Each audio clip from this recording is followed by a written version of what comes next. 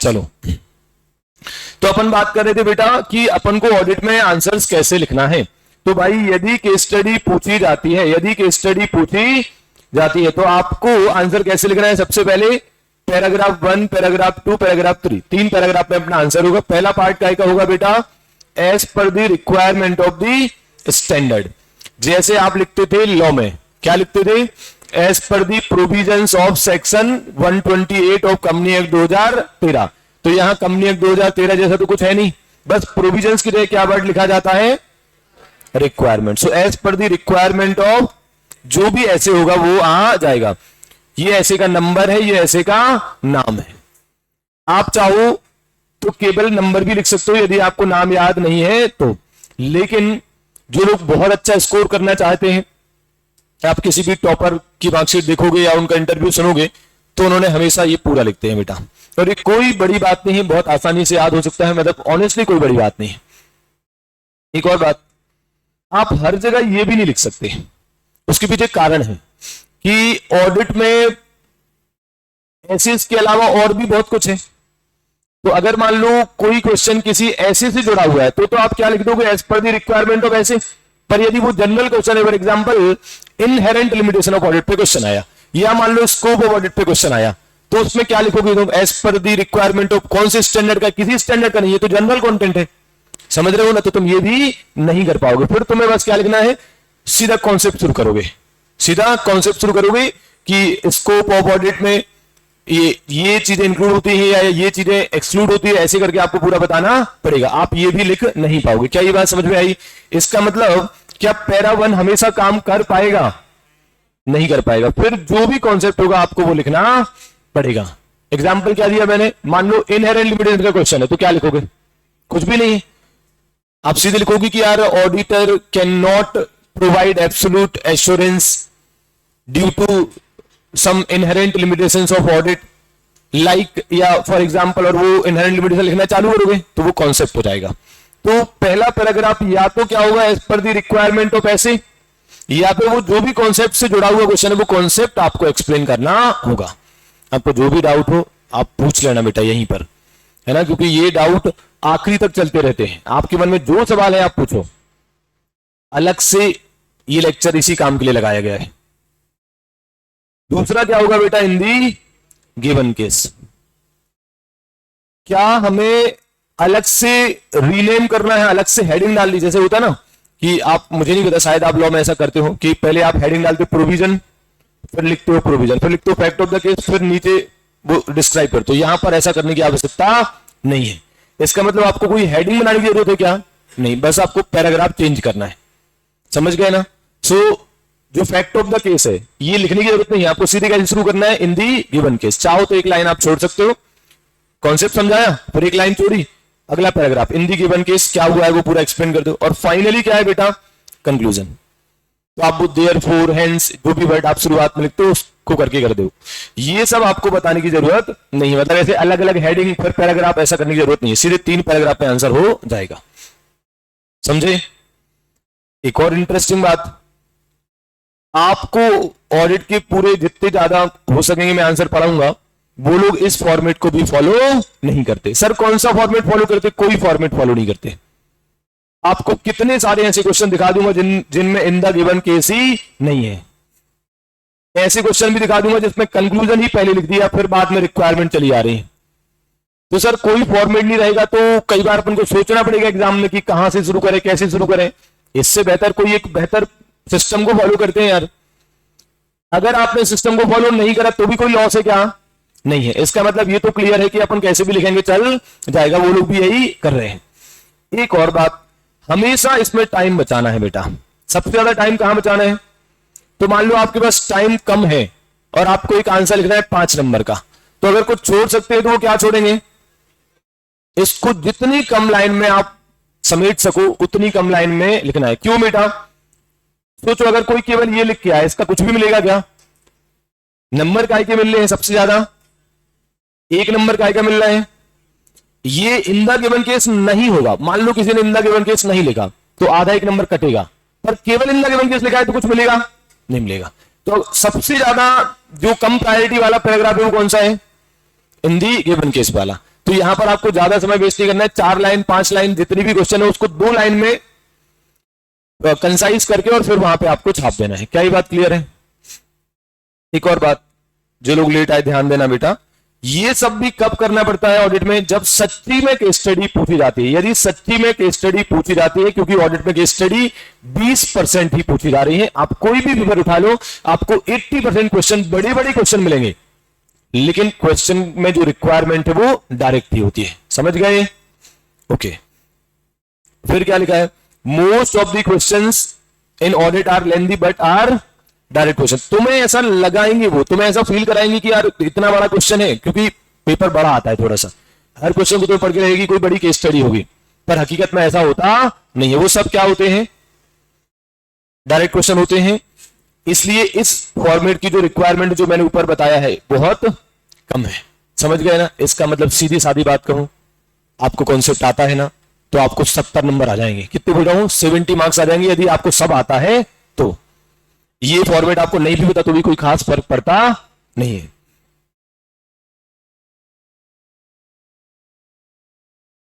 It is better to first read the last 2-3 lines of the.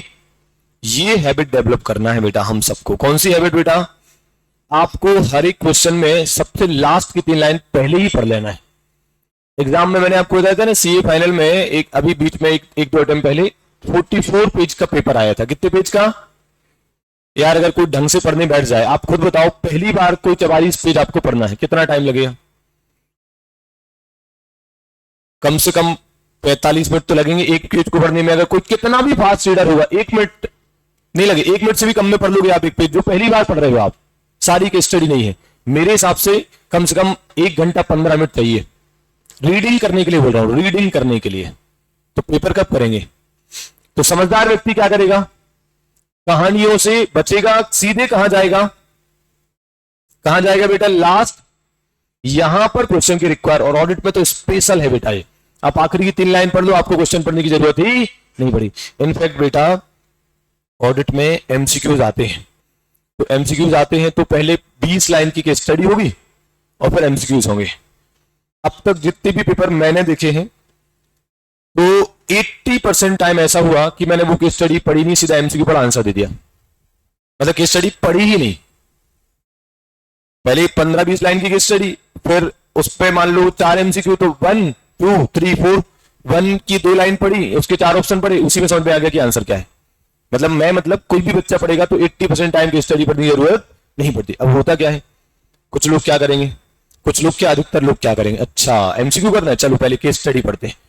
यार तुमको शायद एक बार तुम पढ़ के देख लेते, जरूरत ही ना पड़ती यार, तो तुम्हारा टाइम बच जाता ना।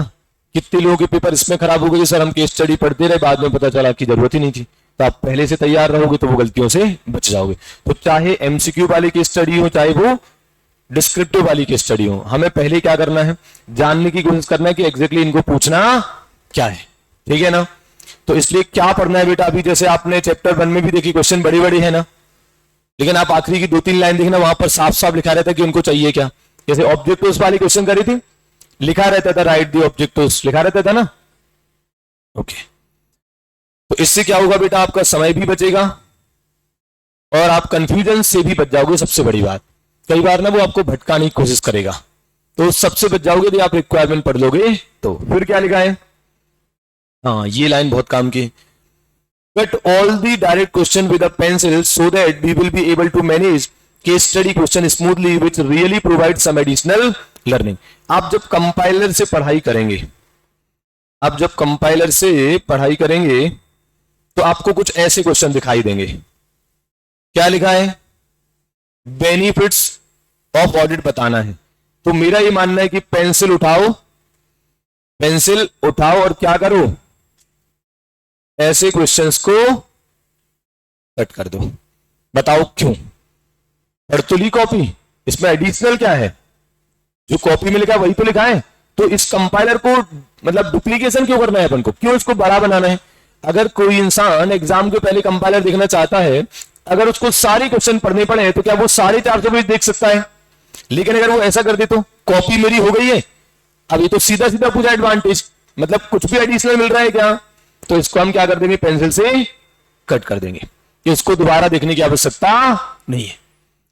हाँ, यदि ऐसा कोई क्वेश्चन होता है जिसको पढ़ के समझ में नहीं आ रहा है कि क्या आंसर होगा, तो रुक जाते अपन, फिर अपन बोलते कि यार ठीक है, इसको ध्यान देना है, इसमें समझ में नहीं आता कि पूछा क्या है। या केस स्टडी होती तो भी अच्छा, जब आप ऐसा करते जाओगे तो क्या होगा, over the time limited question बचेंगे, 400 पेज में 150 पेज ही बचेंगे। तो आपको क्लियर है, कॉपी पढ़ना है और 150 पेज कंपाइलर के देखना है, हो गया काम। सही है ना। आप इस क्वेश्चन में देखो कितना क्लियर कट लिखा है, so that financial statement would not mislead. आप देखो कॉपी में इसी को हाईलाइट कराया है, चिल्ला चिल्ला कर कहा है कि यही एकमात्र वर्ड है जो आपकी हेल्प करेगा ये जानने में कि ये क्वेश्चन में क्या बताना है। समझ गए क्या? ये हालांकि आपकी अंडरस्टैंडिंग, ये मैं नहीं बताऊंगा, मैं कैसे बता सकता हूं कि आपके लिए कौन सा क्वेश्चन डायरेक्ट लग रहा है, ये हर बच्चे का अलग अलग होगा। आपको लग रहा है ये तो एकदम ही सीधी सीधी बात कर दी यार, ये तो कॉपी में ही लिखा है, तो इसकी कोई जरूरत नहीं है। अंडरस्टूड? ओके। फिर क्या लिखा है, आपको वो वाले वर्ड और फ्रेज आइडेंटिफाई करनी है, वो वाले वर्ड या फ्रेज देखना है जिससे क्या पता चलता है बेटा, रिक्वायरमेंट ऑफ द क्वेश्चन। अभी एग्जांपल दिया, financial statement would not mislead anybody. मैं पूरे ऑडिट में ऐसे आपको कई जगह बताऊंगा ऑडिट की बड़ी प्रॉब्लम क्या है, पता ही नहीं चलता पूछ क्या रहा है, तो वो प्रॉब्लम मैं आसानी से दूर कर दूंगा यदि आप ध्यान से देखोगी। मैं 4 लाइन की भी हेडिंग लिखवाऊंगा ना, तो किसी एक वर्ड को ऐसा सर्कल में बंद कर दूंगा कि ये वो वर्ड है जिससे पता चलेगा कि क्या क्वेश्चन पूछा गया है। समझ गए ना? तो उन वर्ड पर अपन को फोकस करना है, कॉपी में भी मार्क करके रखना है और कंपाइलर में भी, कि इसकी वजह से पता चलेगा कि क्या बताना है। नहीं तो सबको एक जैसा लगता है फिर वो। जैसे एग्जांपल दिया है, example question number 2, financial statement would not mislead anybody. अच्छा, ये मैं लिख रहा था यहां पर कट मार्क क्वेश्चन कौन कौन से होंगे, जैसे कि 1 है या और भी होंगे, तो वो आप अपने हिसाब से हर बार देखते जाना। समझ गए क्या? मतलब अभी जब टेस्ट के लिए तैयारी करोगे तो कंपाइलर तो लगाना ही है। तो मान लो 32 क्वेश्चन है, अगर उसमें 8 क्वेश्चन डायरेक्ट है, कम से कम वो तो हटाओ आप, जो 20, 22, 24 बचेंगे वो अपन करते रहेंगे। समझे क्या? ओके, वापस आते हैं। अब आ जाओ बेटा डायरेक्टली कहां पर, एक मिनट, कंपाइलर पर। ये दो तो मैंने कट कर दिए। अब आ जाते हैं तीसरे क्वेश्चन पे। ऐसा हो सकता है कि इसके नंबर और आपके कंपाइलर के नंबर अलग अलग हों, क्योंकि शायद ये पुराना है, इसको अपडेट करके आपके पास दिया गया है। तो अगर क्वेश्चन अलग अलग हो नंबरिंग तो बता देना आप, तो अपन ठीक कर लेंगे यहां पर, है ना। ये क्वेश्चन 3rd है क्या? चलो एक बार पढ़ते ही क्वेश्चन में क्या लिखा है। तो फिर कह रहा हूं, आपके मन में जितने भी प्रश्न हो आप उससे पूछ लेना बेटा आज ही, है ना। क्लियर रहेगा तो आपको मजा आएगा पढ़ाई करने में। See Jatin is the auditor of, the auditor expressed his opinion on the without ascertaining as to whether the FS as a whole. पागल हो गया भाई, ये हो गया पागल? बताओ क्यों? हमारा ऑब्जेक्टिव ही क्या है, हमारा ऑब्जेक्टिव ही क्या है, to obtain reasonable assurance about whether the financial statement as a whole are free from MMS। ये ऑब्जेक्टिव पूरा करना चाहिए कि नहीं करना चाहिए? इसने करा ही नहीं। देखो ऑडिट में ऐसे क्वेश्चन आते, एक्सप्लेन, क्या एक्सप्लेन, पता ही नहीं क्या एक्सप्लेन करना है। कहीं लिखा है क्या? अरे लिखना था ना कि एक्सप्लेन, क्या नहीं बताया। आप सोचो हमने क्या पूछा है। तो ये इस लाइन से पता चल रहा है कि ये कहां लिखा है, ये लाइन कहां पढ़ी हमने। एक हिंट हो गई, एक और हिंट क्या है, पूरे ऑडिट में ऐसे 200 का जिक्र शायद ही मैं अब कभी करूं, बस ओवरऑल ऑब्जेक्टिव में ही 200 का जिक्र करा गया है बस। तो इजी हो जाएगा काम, 2 हिंट मिल गई। ठीक है, अब वही ये ऑब्जेक्टिव हो गया। ये क्या लिखा, इन दी गिवन केस, ये क्या हो गया, इन दी गिवन केस क्या हुआ है, इसने ओपिनियन दे दी बिना रीजनेबल एश्योरेंस लिए। ठीक है, कंक्लूजन क्या है, therefore it can be concluded that CA Jatin did not comply with the objectives of the, बोलो कोई डाउट? सीधा है। क्वेश्चन नंबर 4, ये ऐसे क्वेश्चन आपको सबसे ज्यादा दिखाई देंगे। कब का है ये? आरडीपी में।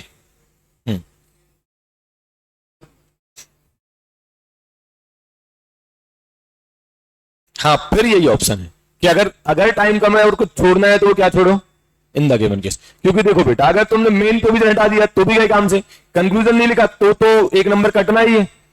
ये वो पोर्शन है जिससे ज्यादा कोई फर्क नहीं पड़ता, लेकिन ऑडिट में कभी टाइम कम पड़ता नहीं, इतना बनता ही नहीं।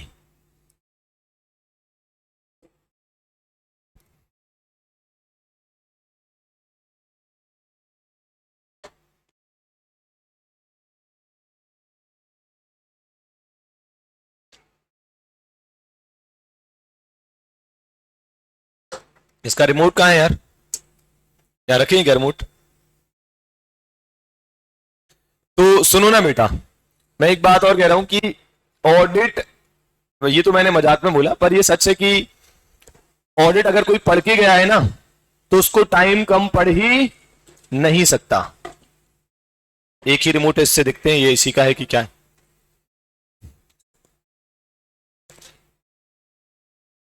नहीं, इससे तो कुछ नहीं हो रहा है। ये ऑन है? हाँ, ये है क्या? ट्राई कर लेते हैं।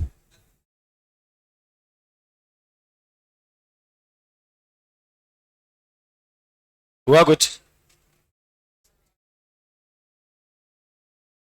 क्या? चलो जाने दो, मैनेज करो थोड़ी देर। कहां थे बेटा अपन? हाँ, कि अगर कोई ऑडिट पढ़ के आया है उसको टाइम कम नहीं पड़ सकता। बताऊं क्यों? कि ऑडिट में जो कंटेंट होता है वो बहुत कम होता है। सुनना, अगर कोई पढ़ के नहीं आया और उसने बीकॉम करा हुआ है तो क्या होगा? वो कुछ तो भी लिखने की कोशिश करेगा। ऑडिट के क्वेश्चन ऐसे ही कि अगर आपने पढ़ा नहीं तो आपको लगेगा ये तो लिख सकता हूं मैं, और अगर आप पढ़ के आए हो तो आपको पता होगा कि नहीं यार आंसर कुछ और था और वो मुझे याद नहीं आ रहा है। तो अगर आप पढ़ के आए हो बेटा तो ऑडिट में कंटेंट कहीं पर भी इतना ज्यादा नहीं होता कि आपको समय कम पड़े, कभी नहीं होगा ऐसा। मतलब इतने अटेम्प्ट में देख रहा हूं कभी किसी ने ऐसा नहीं बोला कि सर टाइम कम था इसलिए ऑडिट का पेपर हो नहीं पाया, ऐसा कभी नहीं होगा। बहुत सही तरीके से पेपर बनाया जाता है, तो ये आप बिल्कुल निश्चिंत रहो, ये हमेशा हो जाएगा कि आप सब लिख सकते हो आराम से। इनफैक्ट एक और बात बता दे रहा हूं, ऑडिट में हमेशा डिफेंसिव अप्रोच अपनानी होती है। कैसी? डिफेंसिव अप्रोच का मतलब ये है बेटा कि मान लो तुम कोई आंसर लिख रहे हो और तुमको लग रहा है कि यार इसमें तो वो वाली बात भी लग सकती है, ये वाली बात भी लग सकती है और ये वाली बात भी लग सकती है, लिख दो आप। एक क्वेश्चन में हो सकता है चार जगह की चीजें एक साथ हो जाएं, है ना? अब ऐसे में हो सकता है कि आईसीआई भी वो चारों दे, ऐसा भी हो सकता है कि कोई दो दे वो। तो कम से कम अगर आपने दो चार चीजें लिखी हैं और उसमें आईसीआई वाली बातें भी आ गई तो आपका काम हो जाएगा। समझ गए ना बेटा? ऑडिट में ये जरूर होगा, जरूर होगा। इनफैक्ट आईसीआई बेटा ऑलमोस्ट हर टाइम में ऐसा हो जाता है कि पता चला कि एक क्वेश्चन के तीन आंसर दिए। कितने आंसर दिए? तीन। क्योंकि उनको खुद लगा कि ये क्वेश्चन को कोई ऐसा भी समझ सकता था, वैसा भी समझ सकता था, कंटेक्स्ट अलग अलग हो सकता है, तो इसलिए वो ऐसा करते हैं, है ना?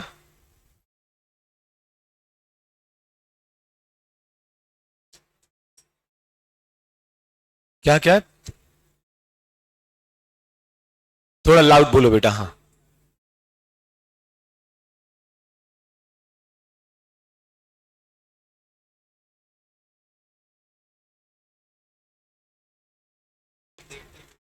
सर मान लो कोई ऐसा क्वेश्चन आया जो मात्र 3 नंबर का है और हमें लग रहा है कि एक से ज्यादा जगह की चीजें आ रही हैं, तो सर वो तो नंबर के हिसाब से ज्यादा टाइम चला जाएगा हमारा वहां पर। देखो बेटा, हर चीज कहीं ना कहीं कंपेंसेट हो जाती है। आपको ऐसे क्वेश्चन भी मिलेंगे कि 5 नंबर का क्वेश्चन है और 8 लाइन का आंसर है। ऐसे क्वेश्चन ही मिलेंगे कि क्वेश्चन 3 नंबर का है लेकिन आंसर 12 लाइन का है। तो वो कहीं ना कहीं एडजस्ट हो जाता है, उसकी चिंता मत करो। आप अपने सीनियर से पूछोगे, कोई भी इंसान ये कभी नहीं कहेगा कि टाइम कम पड़ता है। एक और बात है, ये जो डिफेंसिव अप्रोच अपनाने की मैंने बात कही है, ये पूरे पेपर में कितने क्वेश्चन में हो जाएगी? एक दो क्वेश्चन में। क्या हर क्वेश्चन ऐसा आएगा कि उसमें आपको लगेगा कि सब कुछ अट्रैक्ट हो रहा है, सब कुछ लिख दो, ऐसा है क्या? तो अगर 20 क्वेश्चन आए उसमें दो क्वेश्चन में ऐसा हो भी गया तो क्या ही फर्क पड़ता है? सही है ना? यहां तक क्लियर है बेटा? फिर अपन कहां आ गए थे? Question number 4। इसमें पढ़ना जरा बेटा, पढ़ो क्या लिखा है। M Motors Limited is a leading Indian, ये सब क्या है बेटा? Time pass. मैं तो ये मानता हूं कि जो इंसान पढ़ेगा ना पेंसिल से उसे कट कर देना चाहिए, इनका कोई सेंस ही नहीं है। तुम क्या करते हो उसका क्या करेंगे हम? सही है ना? तो दोबारा पढ़ेंगे तो कम से कम टाइम बचेगा।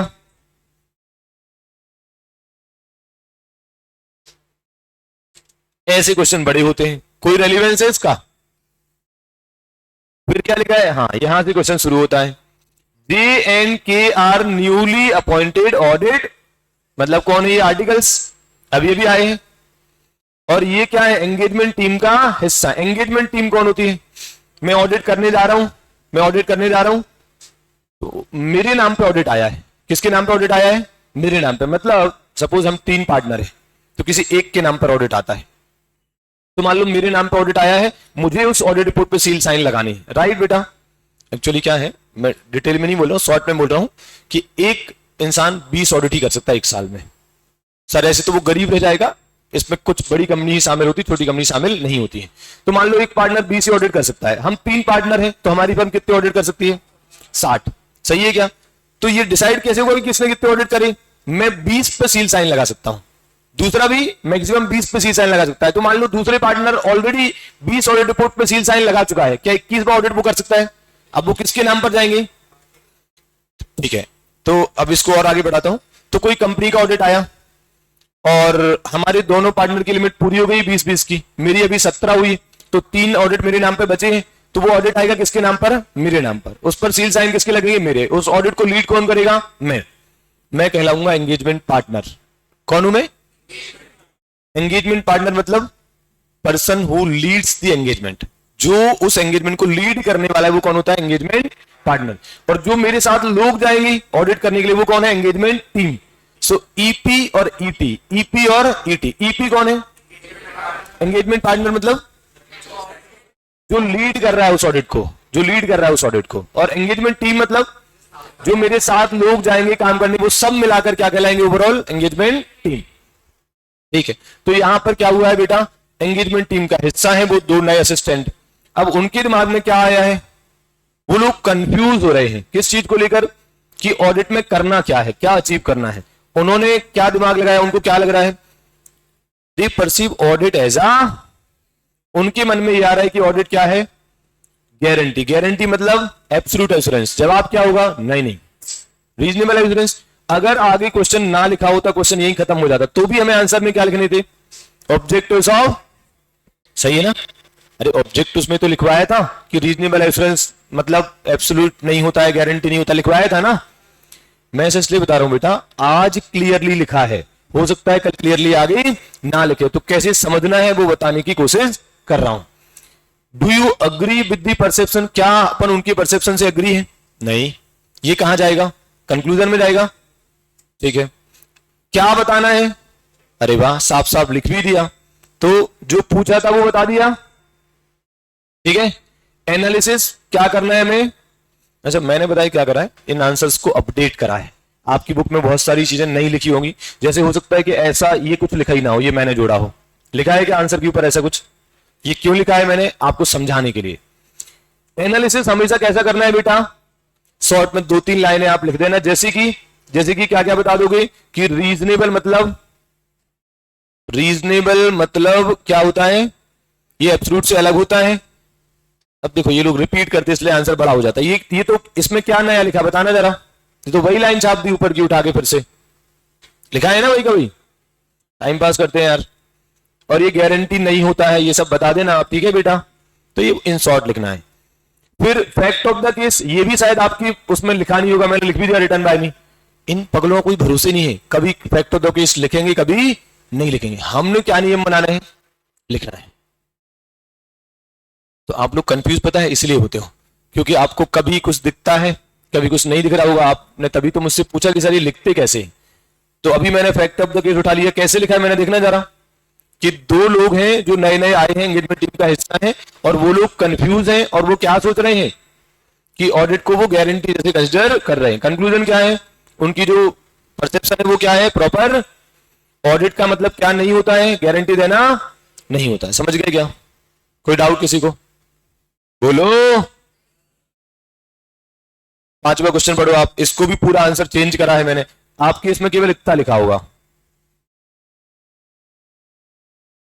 बस एक बात पूछूं, आपकी पास जो आंसर लिखा है वो इतना ही क्यों है? बता रहा हूं क्यों है।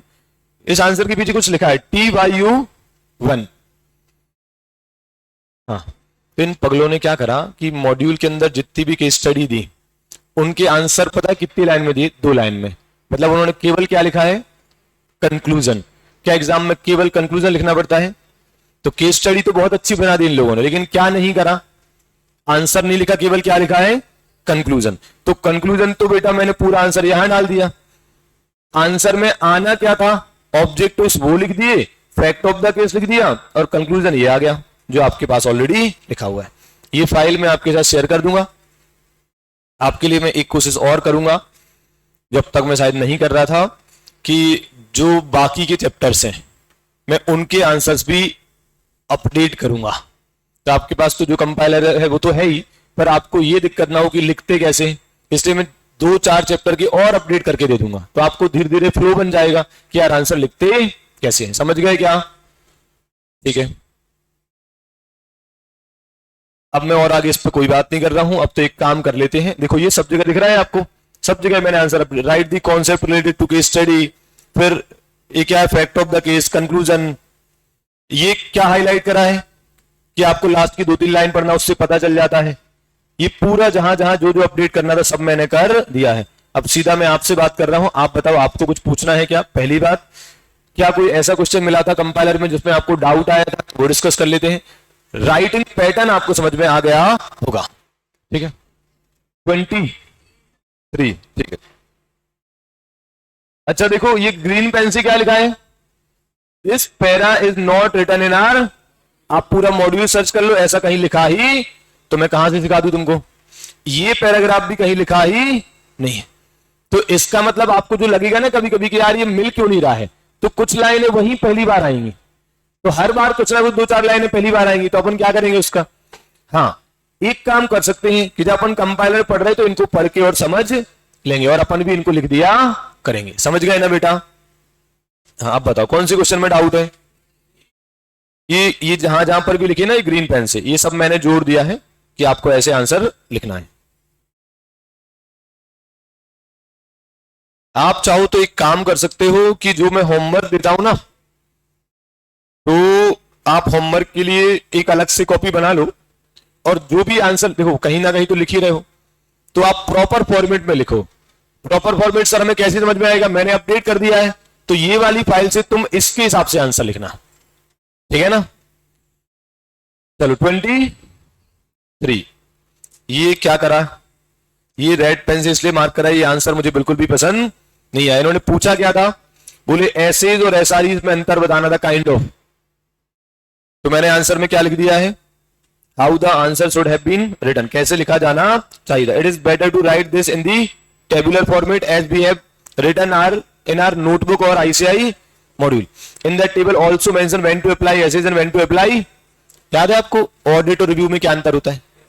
तो वो पूरा डिफरेंस बताना था, और लास्ट में ये बता देती कि एसेज कब लगते हैं in case of audit of HFI, और एसआरईज कब लगते हैं in case of review of HFI. सही है ना?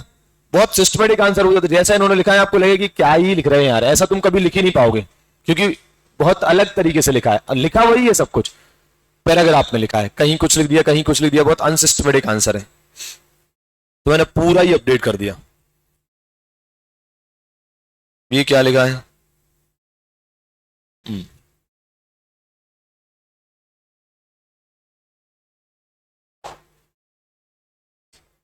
20, ओके।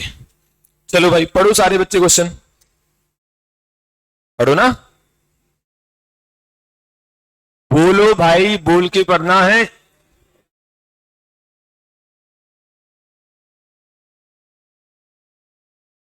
तो भाई ये कंपनी ने किसका ऑडिट करा है? फ्री गारमेंट का करा है, ठीक है, 15-16 का। फिर क्या हुआ?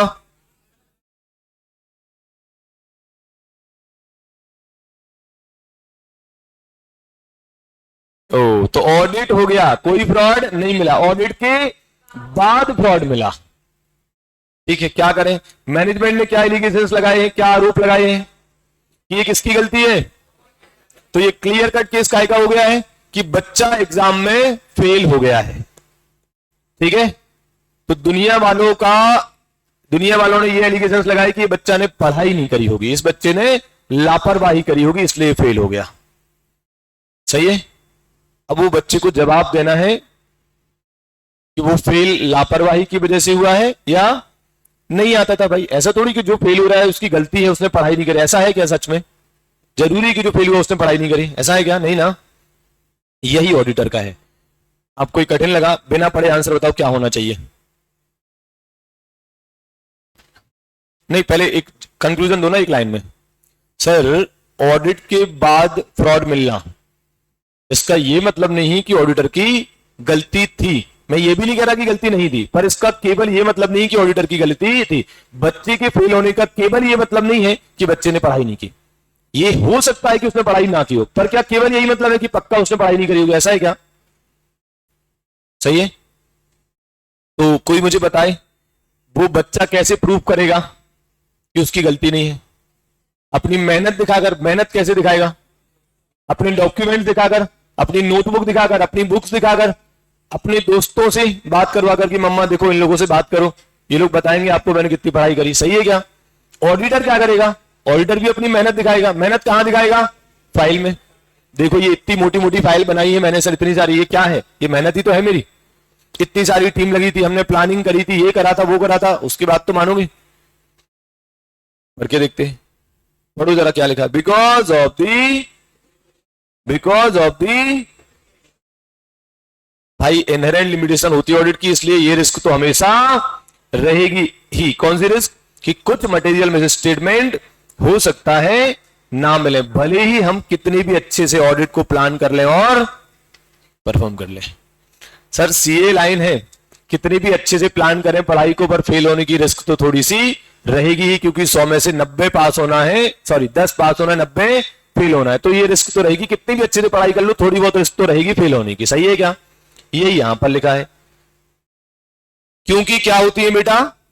लिमिटेशन। इसलिए हमेशा कौन सी रिस्क अनअवॉइडेबल रिस्क रहेगी?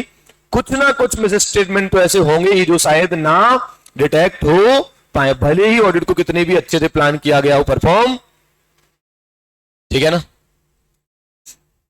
इनहेरेंट लिमिटेशन याद है ना आपको? जैसे कि और क्या था? और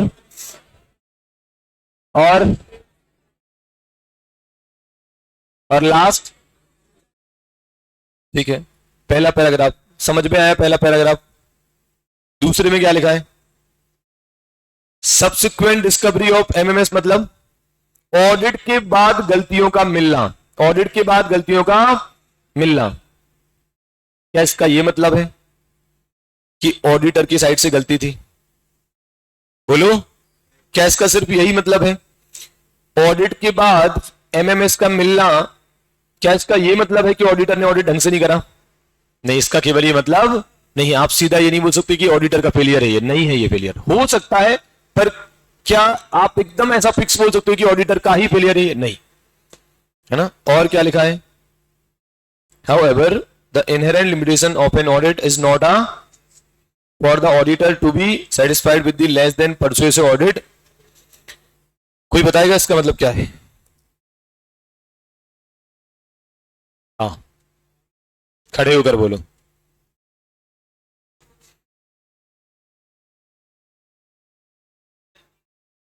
हाँ, मतलब हर बार तुम ऐसे नहीं करोगे कि कोई बच्चा फेल हो गया, पढ़ाई वढ़ाई करी नहीं है, मम्मी पापा ने पूछा क्यों फेल क्यों हो गए? सीए में फेल तो होते ही है ना। तो तुम हर जगह ये बोलोगे कुछ नहीं करना है, और हर बार क्या बोल दोगे? फेल हो गया क्यों? सीए में 10 पास होते हैं, 90 फेल होते तो हम भी हो गए। कौन सी बड़ी बात है? बड़ी बात है कि तुमने पढ़ाई नहीं करी। समझ रहे हो ना? ऐसी ऑडिटर का केवल ऐसा कर सकता है कि ना कोई ढंग से ऑडिट करना है, ना ढंग के ऑडिट एविडेंस ऑब्टेन करना है, कुछ नहीं करना, ना ढंग की प्रोविजन लगाना है। पूछा क्यों ढंग से नहीं करना? अरे ऑडिट में तो गलतियां रह ही जाती ना। आप कोशिश तो करो यार, आपको पैसे किस बात के मिल रहे हैं? कोशिश करने के मिल रहे हैं, वो तो करना पड़ेगा ना आपको। क्या आप हर जगह ये जस्टिफिकेशन दे सकते हो कि नहीं नहीं मेरा ऑडिट इसलिए अच्छे से नहीं हो पाया क्योंकि उसकी लिमिटेशंस होती है? ऐसा चलेगा क्या? क्या हर बार आप फेल होगे क्या बोलोगे नहीं नहीं सीए में तो फेल होते ही है ना? चलेगा क्या ऐसा? तो कोई चीज ऐसा है कि मेहनत करने के बाद भी अगर कुछ हो जाता है, गलती हो जाती है, आपसे नहीं मिलती है चीजें, तो उसमें बचाने के काम में आएगा। पर ऐसा मत करो कि आप उसे वेपन के रूप में यूज करने लगो कि नहीं नहीं नहीं हम तो कुछ भी कोई, जैसे होता ना अपन ने पढ़ा था कि ऑडिटर ओपिनियन देता है, तो तुम एक काम करो, इस बात का फायदा उठा लो। फायदा कैसे उठाओगे? कुछ चेक ही मत करो, कुछ तो भी जो मन में आए बोल दो, और जब गलती आए आपके ऊपर, जब कोई बोले कि आपने ढंग से काम नहीं करा, तो क्या बोल देना, हमने तो वैसे भी ओपिनियन दी थी। ऐसा होता है क्या? नहीं होता है। फिर बेटा आखिरी में क्या लिखा है, एक मिनट, ये परसुएसिव क्या होता है, कहां गया, ये क्या होता है, सॉलिड, अच्छी ऑडिट एविडेंस, ढंग की audit evidence.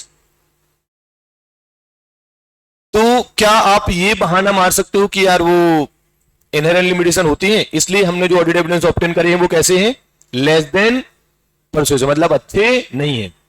Less than persuasive मतलब अच्छे, ढंग के audit evidence, less than persuasive मतलब उससे कम, उससे खराब। आखिरी क्या लिखा है, whether the auditor has performed in accordance with is determined by। अच्छा, ये कैसे डिसाइड होगा कि ऑडिट ढंग से किया गया है या, ये कैसे डिसाइड होगा कि ऑडिट एसएस के हिसाब से किया गया है या नहीं, बताओ भाई। सबसे पहला, आपने जो प्रोसीजर लगाई है वो कैसी थी। अरे यार एक बात बताओ, जब ऑडिट के बाद फ्रॉड मिलेगा तो ऑडिटर पे इल्जाम लगेगा, तो जो भी कमेटी बनेगी वो ऑडिटर का काम चेक करने आएगी कि ऑडिटर ने ढंग से मेहनत करी है कि नहीं करी। अगर कमेटी ने पूरी जांच करने के बाद पाया कि ऑडिटर ने खूब सारी मेहनत करी थी, तो क्या उसको सजा होगी। और यदि कमेटी ने पाया कि ऑडिटर ने जानबूझ के लापरवाही करी थी, मेहनत ही नहीं करी है, तो गलत माना जाएगा क्या। तो ये जानने के लिए कि उसने काम ढंग से करा कि नहीं करा, मेहनत ढंग से करी कि नहीं करी, हम क्या क्या चेक करेंगे, उसने कौन सी प्रोसीजर लगाई और कौन सी लगानी चाहिए थी, और उसने जो एविडेंस ऑब्टेन करे क्या वो सफिशिएंट और अप्रोप्रिएट थे या नहीं थे, तो उसकी ऑडिट प्रोसीजर कैसी थी, उसकी ऑडिट एविडेंस कैसे थे, और suitability of the auditors report. और रिपोर्ट में आपने क्या लिखा। कई बार ऐसा भी होता है, इंसान काम अच्छा करता है पर रिपोर्ट ढंग से नहीं बनाता। क्या मतलब सर, पढ़ाई अच्छे से करते हैं पर एग्जाम में ढंग से नहीं लिख पाते। कितने बच्चे हैं जो क्लास में, अरे हाँ एक बच्चा है लास्ट क्लास में, वो शायद पता नहीं एक ग्रुप हुआ उसका, क्या हुआ, रिजल्ट अच्छा नहीं रहा उसका। मतलब ऑडिट में कुछ भी पूछो यार, ऑडिट में उसके नंबर ठीक है, मतलब शायद 55-56 नंबर है, कुछ भी पूछो तो पूरी क्लास में अगर एक बच्चा आंसर देगा तो वो वही होता था, लेकिन वो पास ही नहीं है ओवरऑल ग्रोथ ग्रुप में। तो कई बार ऐसा भी हो जाता है कि प्रेजेंट नहीं कर पाता है इंसान ढंग से अपने आप को, है ना। तो यही है कि आपने रिपोर्ट में ढंग से चीजें रिपोर्ट ही नहीं करी, आपके सबूत कंक्लूजन कुछ और बोल रहे हैं, आपको लिखना कुछ और चाहिए, आप लिख कुछ और ही रहे हो। तो कुल मिलाकर अगर मुझे ये जानना है कि आपने काम ढंग से किया कि नहीं किया, ऐसे इसके हिसाब से किया कि नहीं किया, तो हम क्या चेक करेंगे, आपने कौन सी प्रोसीजर लगाई, आपने जो ऑडिट एविडेंस ऑब्टेन करे वो सफिशिएंट और अप्रोप्रिएट थे या नहीं थे, और आपने ऑडिट रिपोर्ट कैसे बनाई। ये तीनों लिंक हैं।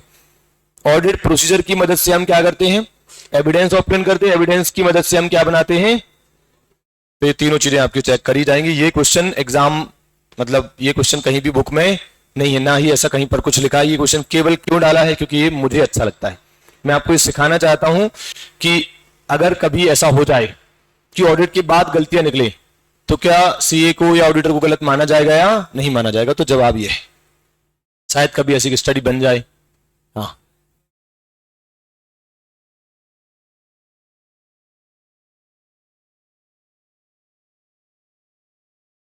देखो बेटा, लिखने को तो तुम फिर सारी लिमिटेशन लिख सकते हो।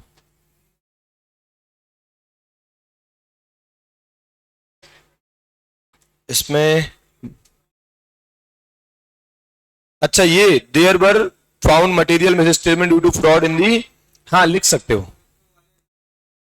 हाँ हाँ बिल्कुल सही कह रहे हो, आप लिख सकते हो, मतलब नेचर ऑफ ऑडिट प्रोसीजर वाला जो आप कह रहे हो वो लिख सकते हो। हाँ हाँ चलेगा, बिल्कुल चलेगा। और बोलो, और किसी में डाउट। चैप्टर नंबर 1 इस पे दोबारा डिस्कशन होना नहीं चाहिए। आप ढूंढ लो, आपको जो पूछना पूछ लो। 25 इसमें क्या है ऐसा, ये राजुल वाला पढ़ लो एक बार, आप क्वेश्चन पढ़ लो। अच्छा ये तो पीएफआई वाला लग रहा है।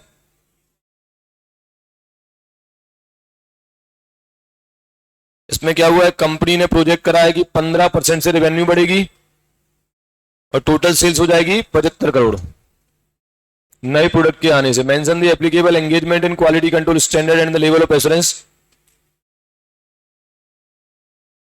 इसमें क्या है, तो सीधा सीधा हो गया।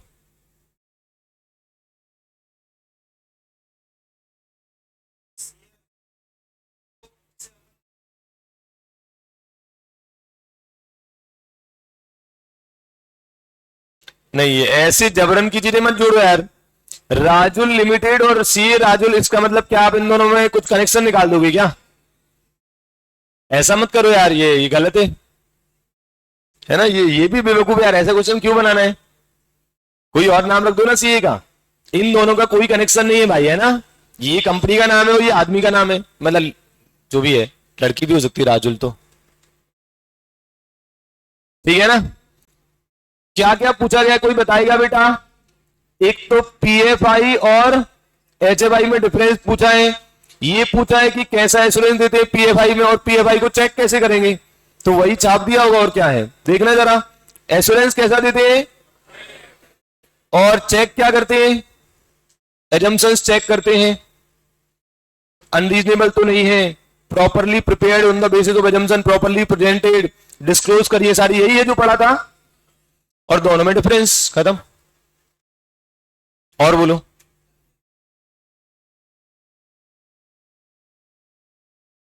मतलब पॉइंटर्स टेबल में तो अपन ने भी नहीं लिखा।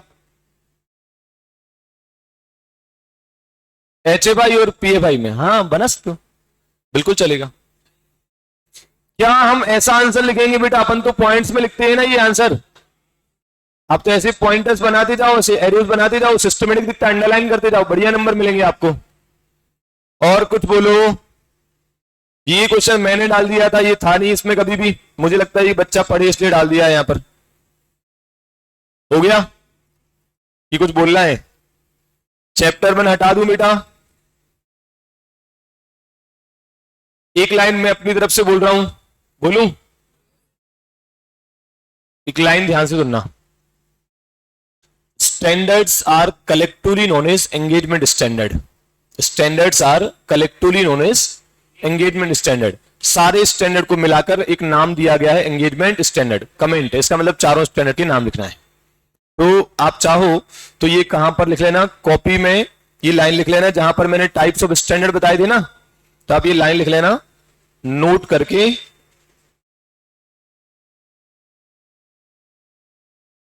स्टैंडर्ड्स आर कलेक्टिवली, लिखा है ये, तो ध्यान भी रखना उसको, ठीक है। सारे स्टैंडर्ड को मिलाकर क्या नाम दिया है बेटा? Engagement standard. इसका मतलब ये हुआ, अगर ऐसा पूछा और बोला कमेंट करो, तो क्या करना है?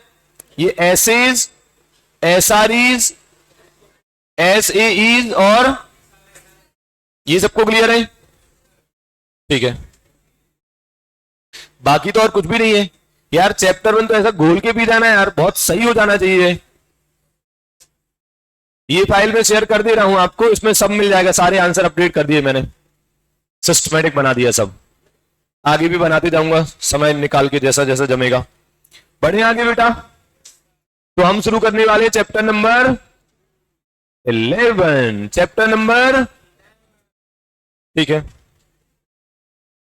Chapter number 11।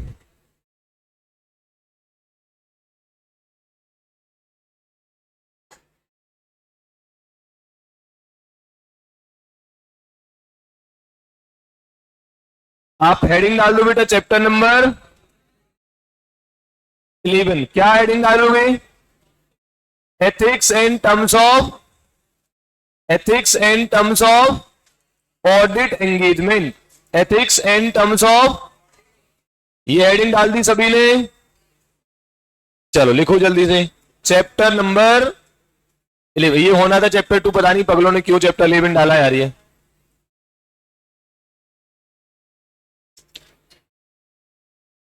ये लोग हर टाइम में ऑडिट के चैप्टर का सीक्वेंस बदल देते हैं यार।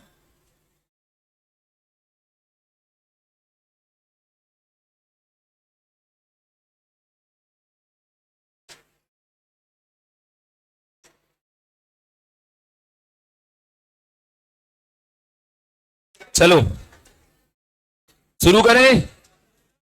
हेडिंग डाल दी आपने, ये रही हेडिंग।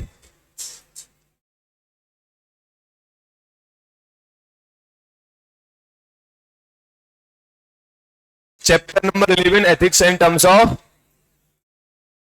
Audit engagement. मैं मान के चल रहा हूं कि चैप्टर 1 पे आपकी कमांड होगी, ठीक है। ये भी लिख लेना, ये चारों, ये 4 चीजें आती है इस चैप्टर में। क्या करना है इसी का,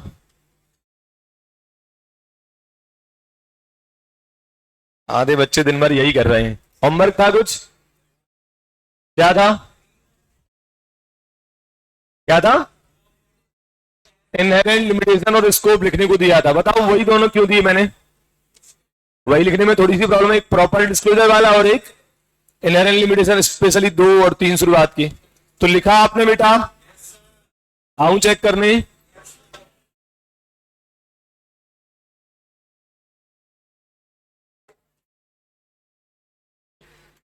ठीक है।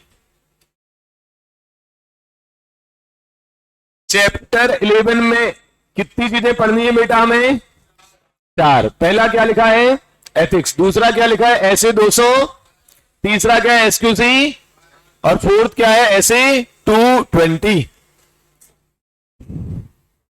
हर चैप्टर में बहुत सारा कंटेंट रहता है। तो इसमें ऐसे 3 स्टैंडर्ड है। कौन कौन से 3 स्टैंडर्ड है, 210, 220 और एसक्यूसी 1। और अलग से कुछ कंटेंट है जो एथिक्स के ऊपर है, ठीक है ना।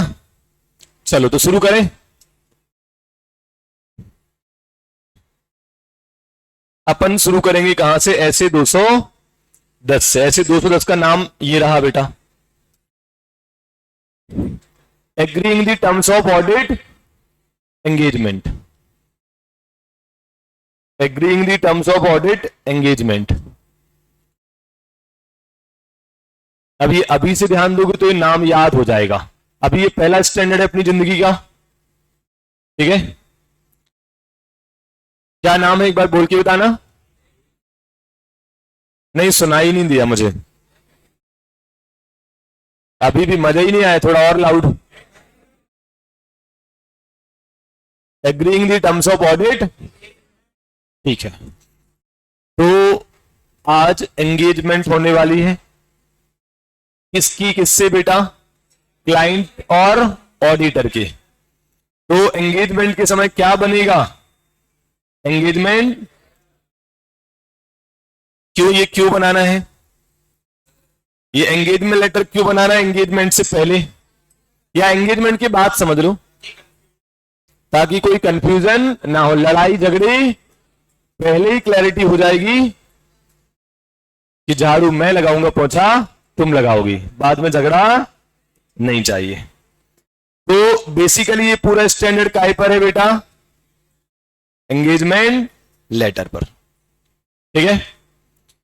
अब बताओ ये स्टैंडर्ड ऑडिट के अंत में आएगा, ऑडिट प्रोसेस के एंड में आना चाहिए कि शुरुआत में आना चाहिए। लेकिन कौन सी चैप्टर में डाला इन पगलों ने, इन्होंने आज तक यही डिसाइड नहीं कर पाया कि ऑडिट का सीक्वेंस होना क्या चाहिए। ये तो पहला चैप्टर भी होता तो कोई बड़ी बात नहीं थी, ये तो पहले चैप्टर में होना चाहिए था कायदे से देखा जाए तो। पर ठीक है, नाम क्या है, ठीक है। चलो तो कहानी को शुरू करते हैं बेटा। एक छोटा सा डायग्राम आपको दिख रहा होगा, दिख रहा है। ये डायग्राम क्या बता रहा है समझते हैं बेटा। देखो क्या होता है बेटा, जो ऑडिटर होता है, जब ऑडिटर अपॉइंट हो जाता है, क्या हो जाता है बेटा, तो वो क्लाइंट को क्या भेजता है, एक एंगेजमेंट लेटर भेजता है, जिसमें क्या लिखी होती है, आप ऐसा समझ लो, आप ऐसा समझ लो कि क्लाइंट ने क्या करा है, क्लाइंट ने ऑफर करा है किसको, ऐसा है क्या,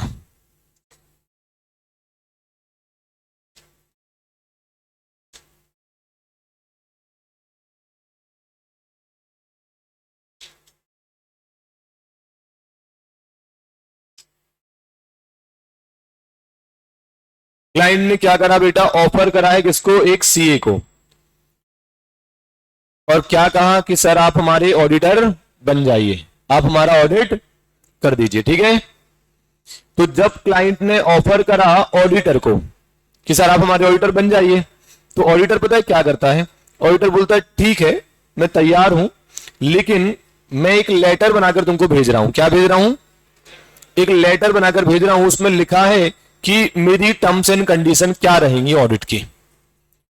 आप अच्छा वो 2 कॉपी बना के भेजता, कितनी कॉपी? 2 कॉपी। तो अब क्लाइंट के हाथ में कितनी कॉपी है? 2 कॉपी है।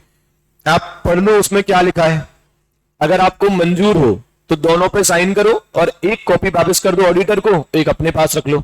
उसमें क्या लिखा है? पूरे ऑडिट की टर्म्स एंड कंडीशन। जैसे फॉर एग्जांपल उसमें लिखा होगा कि ऑडिटर की क्या रिस्पॉन्सिबिलिटी होगी और मैनेजमेंट की क्या रिस्पॉन्सिबिलिटी होगी। सर इससे फायदा क्या होगा? कल के दिन झगड़ा नहीं होगा। कुछ भी आप बोलोगे तो हम क्या बोलेंगे, देखो देखो देखो ये लेटर में अपन ने क्या लिखा था, देखो आपके साइन है ना, ये काम आपका है ना, तो ये आपको करना पड़ेगा, मेरा काम ये है तो मैं ये करूंगा। समझे क्या? बोलो। ठीक है,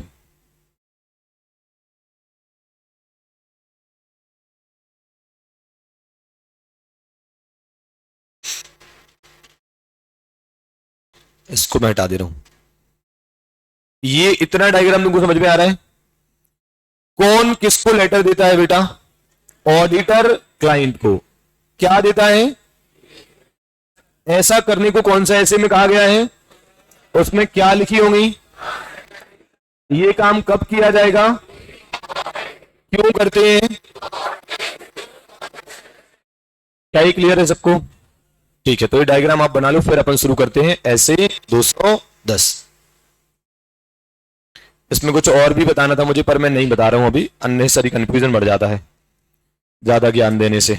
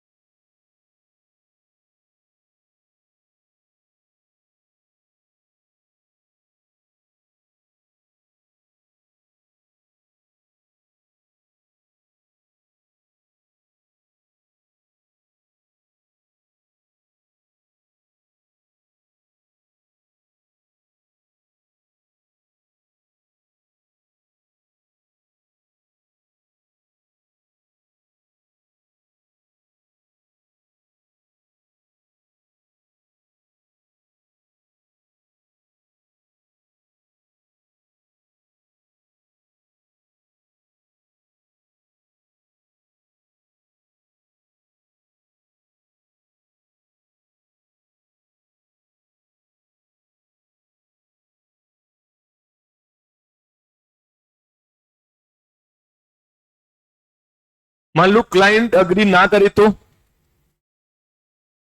अपन ऑडिट करेंगे नहीं, अपन उनके ऑडिटर बनेंगे नहीं, बात ही खत्म हो जाएगी।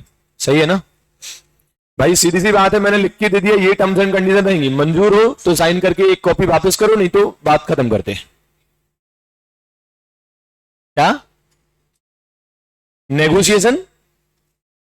किस बारे में नेगोशिएशन?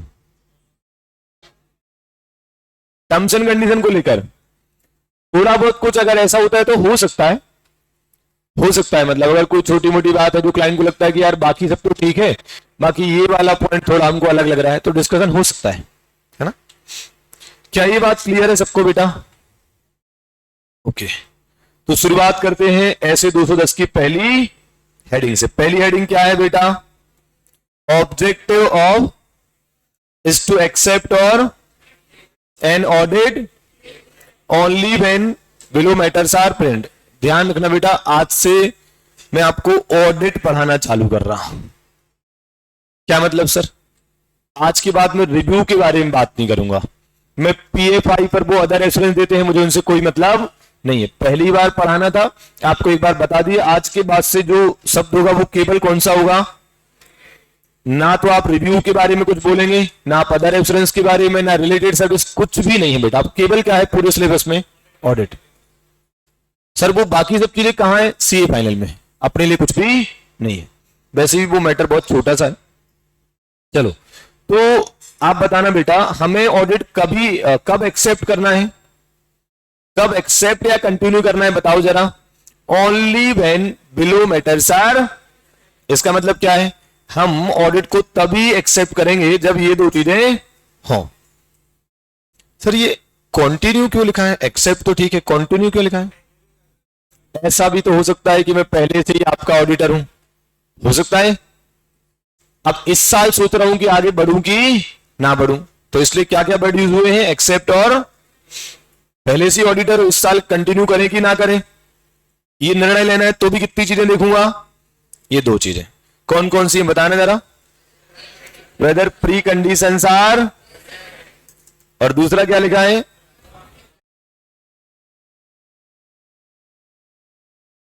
बताओ। तो पहली बात क्या है? मैं सोच रहा हूं एक्सेप्ट करूं कि ना करूं, दो चीजें चेक करना है। पहली बात, क्या प्री कंडीशन है, और दूसरा क्या हम दोनों की अंडरस्टैंडिंग सही है तो हाँ, नहीं तो मना कर दो। पता चला मैं कुछ और ही सोच रहा हूं, क्लाइंट कुछ और ही सोच रहा है, तो कैसे काम चल पाएगा, है ना? ठीक है। अब सब देखो, ये पॉइंट सबको समझ में आ गया होगा, बोलो हाँ। दोनों की कॉमन अंडरस्टैंडिंग होना चाहिए, एंगेजमेंट तो तभी होगी ना। प्री कंडीशंस क्या है, ये यहीं पर लिखा हुआ है, तो अभी अपन समझ लेते कि प्री कंडीशंस क्या है। पढ़ो जरा, पहला पॉइंट क्या लिखा है?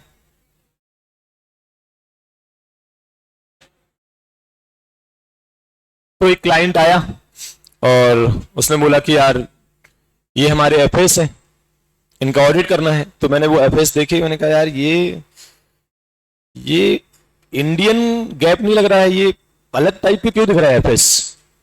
थोड़ा और ध्यान से देखा तो मुझे लगा यार ये तो यूएस गैप के हिसाब से बनाए गए हैं।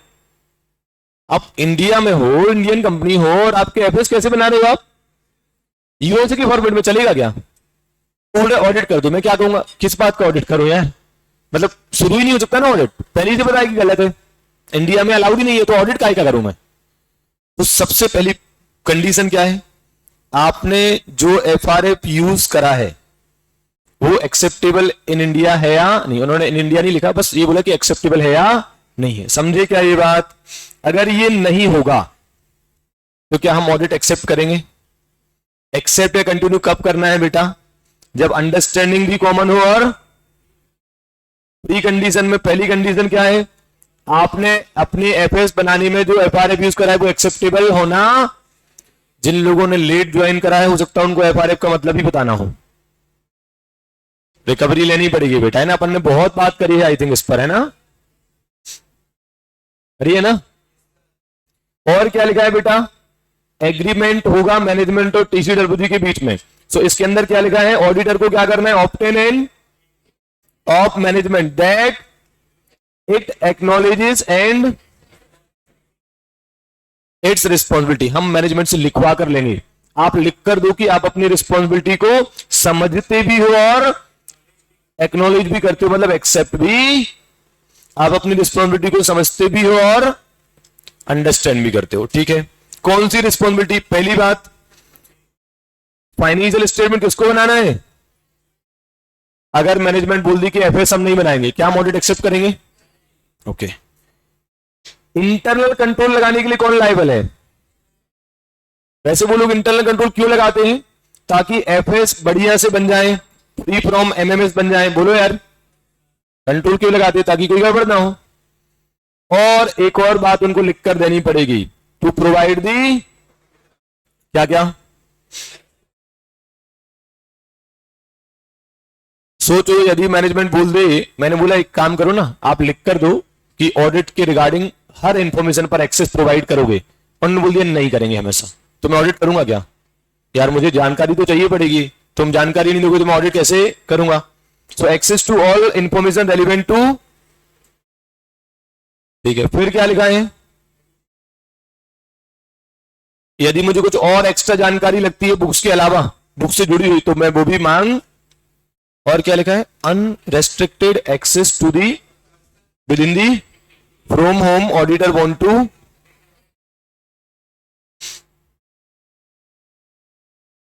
चलो बिना देखे बोलो क्या क्या प्री कंडीशन है बेटा।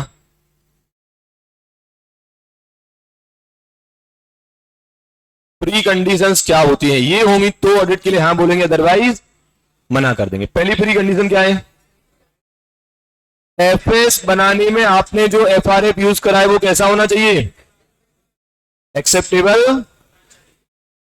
दूसरा, उनसे हमें क्या लेना है, एक एग्रीमेंट ऑब्टेन एंड, किससे लेना है, मैनेजमेंट से बोलना कि आप हमें लिख कर दो, फ्रॉम मैनेजमेंट। क्या लिख कर लेना है बेटा, दैट दे अंडरस्टैंड और they acknowledge and understand its responsibility. उनसे लिखवा कर लो कि आपको पता है कि आपकी ये निम्नलिखित रिस्पॉन्सिबिलिटीज है, फॉलोइंग रिस्पॉन्सिबिलिटीज है, कौन कौन सी, एफएस एज पर एप्लीकेबल एफआरएफ बनाने की जिम्मेदारी आपकी है, ये आप करोगे तो मैं ऑडिट करने आऊंगा। दूसरा, एंटिटी में इंटरनल कंट्रोल लगाना भी जिम्मेदारी, और तीसरा, ऑडिटर को कोऑपरेट करने की जिम्मेदारी भी। सो ऑडिटर को क्या देना है बेटा, ऑडिटर को क्या प्रोवाइड करना है, तीन चीजें। पहला, एक्सेस टू ऑल रेलिवेंट, जो रेलिवेंट इंफॉर्मेशन है उस पर हमें एक्सेस प्रोवाइड करना, हमें हर चीज चेक करने देना। दूसरा, अगर हम कोई एडिशनल इंफॉर्मेशन मांगे तो वो भी प्रोवाइड करना। और सबसे मेन चीज हमको क्या चाहिए, अनरेस्ट्रिक्टेड, हमें उन सब लोगों से बात करने देना जिनसे हमें लगता है, फ्रॉम होम, बोल दे रहा हूं, unrestricted access to the persons from whom auditor can obtain audit evidence. मुझे उन सब लोगों से बात करने देना जिनसे मुझे कुछ जानकारी मिल सकती है, कोई एविडेंस मिल सकता है।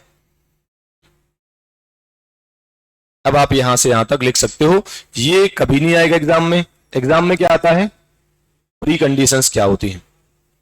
आप कंपाइलर लेकर आए हो, ठीक है, तो मैं आपको हाथों हाथ अब से एक काम और करेंगे, जो भी कॉन्सेप्ट पढ़ाएंगे ना अपन लिखते जाएंगे इस कॉन्सेप्ट पर क्वेश्चन कौन सा है, तो वही क्वेश्चन होमवर्क में भी दे देंगे, तो आपकी प्रैक्टिस भी हो आएगी। आप ये सफाई करो जब तक मैं ढूंढता हूं, तो चैप्टर 11 मतलब लास्ट में होगा ना।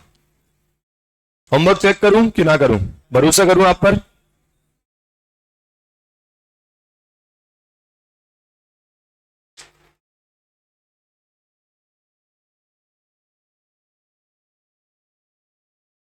अच्छा इस कंपाइलर में लास्ट में पेपर भी है इस अटेम्प्ट का, पूरा पेपर ही दे दिया था, आपको देखना हो कभी तो। सब हेडिंग क्यों बोल रहे हो, हेडिंग बोलो ना। ऐसे 210 में हेडिंग्स होंगी और उनका कंटेंट होगा, तो पहली हेडिंग है, ये दूसरी हेडिंग है, ऐसे हर ऐसे में बेटा अपन 7-8 हेडिंग पढ़ेंगे और उनका कंटेंट होगा, बस ऐसे।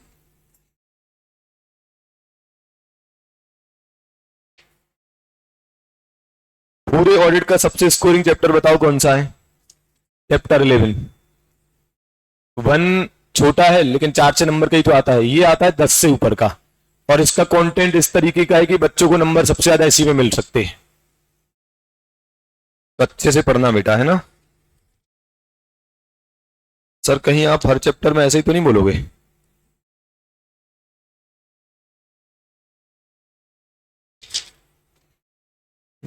कहाँ गया भाई।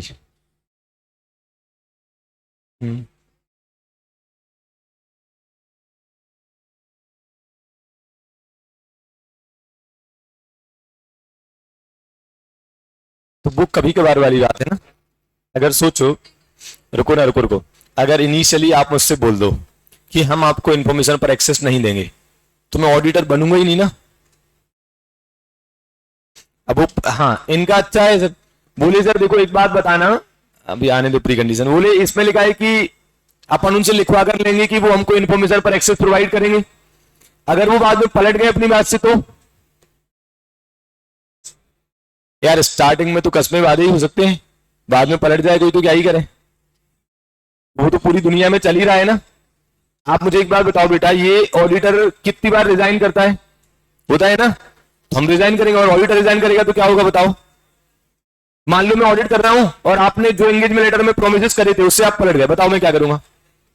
आई विल रिजाइन, और रिजाइन करूंगा तो क्या हुआ? कंपनी के कचरे हो जाएंगे। अभी आपको पता है एचडीएफसी बैंक से टॉप अथॉरिटी ने रिजाइन करा है। एचडीएफसी बैंक के एग्जिस्टेंस पर सवाल उठने लगे, पूरा डर का माहौल बन गया कि ऐसा क्या हुआ कि उसने रिजाइन कर दिया। और सोचो अगर ऑडिटर रिजाइन कर दे तो बहुत खतरनाक खौफ है ऑडिटर का, तुम हल्के में मत लेना। तो वो लोग प्रोवाइड करेंगे ही, नहीं प्रोवाइड करेंगे तो हम रिजाइन करेंगे, और वो ऐसा होने नहीं देंगे, तो वो प्रोवाइड कर देते हैं। कहां लिखा टीसीडब्ल्यू जी? अभी लिख लो फिर मैं बताता हूं। ये सर टीसीडब्ल्यू जी लिखा है कुछ, अभी एज इट इज लिख लो आप, मैं बताता हूं आराम से। हो गया ये?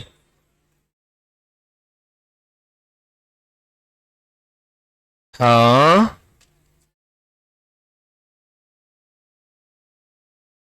क्या क्या क्या? हर ऑडिटर का मतलब कैसा? फॉर्मेट? फॉर्मेट 99 एक जैसा ही होता है, ऑलमोस्ट एक जैसी होती है, थोड़ा बहुत चेंज हो सकता है।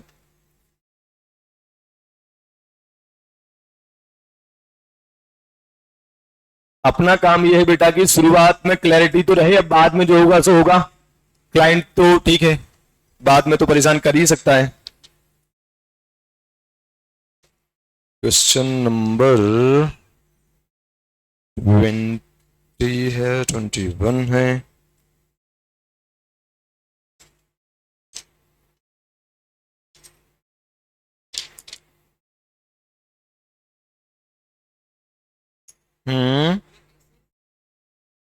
आईसीआई ने। एसिस कौन बनाता है बेटा?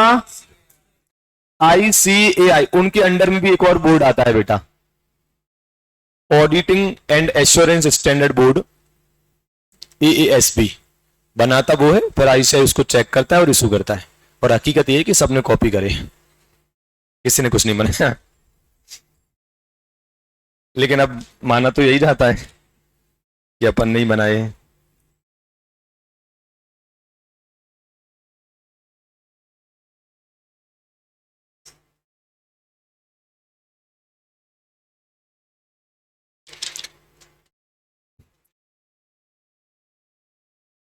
आप इस हेडिंग के ऊपर क्या लिख लेना? क्वेश्चन नंबर 20, 21, 22, 20, 21, 22, इसी के इर्द गिर्द है, वो इसी से रिलेटेड ही है लगभग।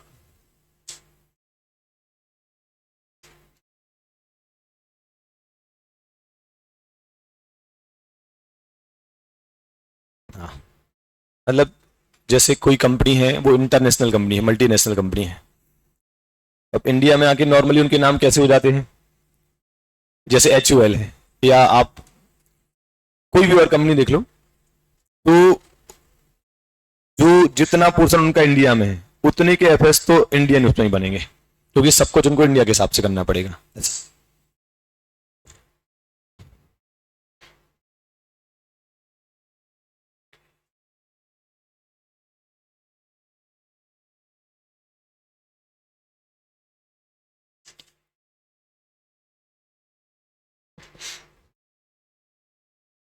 तो ये तीनों क्वेश्चन होमवर्क में भी है बेटा। कौन से तीनों क्वेश्चन? 20, 21 और 22। तो आपको कॉन्सेप्ट समझ में आ जाएगा कि ये हो क्या रहा है, कैसे आता है क्वेश्चन। Chapter 11 question number 20, 21, 22। अच्छा मैं यहां लिखते जा रहा हूं ना भाई। Question number 20, 21 and 22। थोड़ा बहुत क्वेश्चन बन, मतलब जो हेडिंग बने ना, इसका भी कंटेंट यूज होगा। ये दोनों मिलाकर समझ लो आप, तो 20, 21, 22 है ना।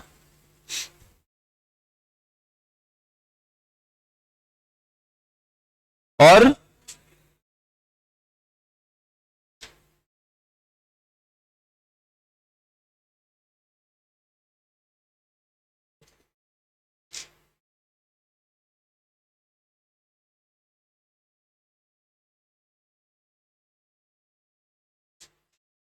99% बेटा जो आपका पहला टेस्ट होगा ना, उसमें पता है क्या आएगा? चैप्टर 1 और 11।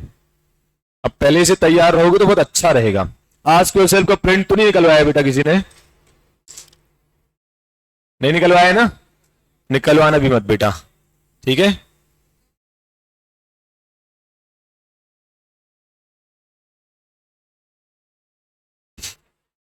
क्योंकि यदि प्रिंट निकलवा लिया तो क्या होगा बेटा? फिर तो सारी प्रॉब्लम ही खत्म हो गई ना। फिर वो दिन भर कैसे करेंगे? अरे यार वो ऑडिट याद नहीं रहता है यार, वो रोना कैसे होएंगे अपन। करूं, जूम इन करूं? अगर वो प्रिंट कल हाथ में नहीं हुआ, मतलब ले आना यार। देखो वो कितना समझदार बच्चा है, निकलवाया है ना प्रिंट। और उसकी समरी, हाँ कल के लिए होमवर्क है यार, ये रहने दो, अपन तो समरी बना देते उसी में, क्या बोलते हो? चैप्टर 1 रिवाइज हो जाएगा इसी बहाने।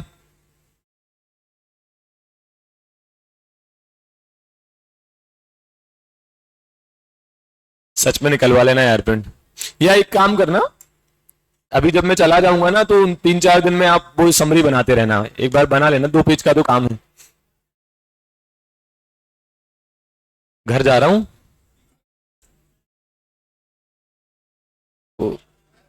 नहीं हो पाया? इतना स्लो लिखते हो यार। ये क्या लिखा है? फॉर सच, ये आईसी क्या है? As MNGT considers necessary for preparation of FS that are free from MMS whether due to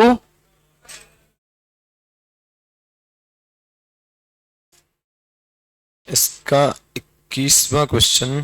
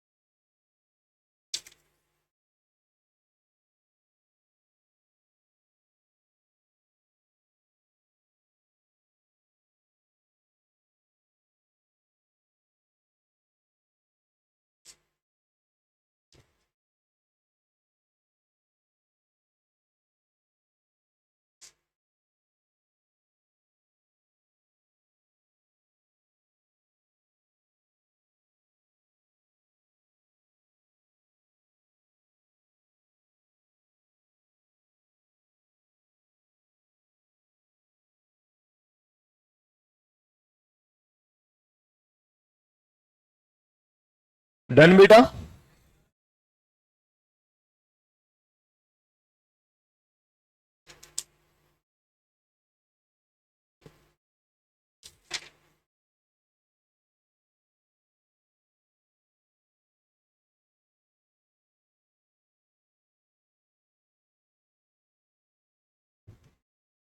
ये लोग अधिकतर क्वेश्चन के आंसर्स में बेटा इन द गिवन केस और कंक्लूजन मिलाकर लिखते हैं, अधिकतर क्वेश्चंस के आंसर में। जो मैंने आज आपको फाइल दिखाई थी उसमें मैंने लिखा इन द गिवन केस अलग से, नहीं तो वो तो सब मिलाकर शॉर्ट में लिख के खत्म करते हैं।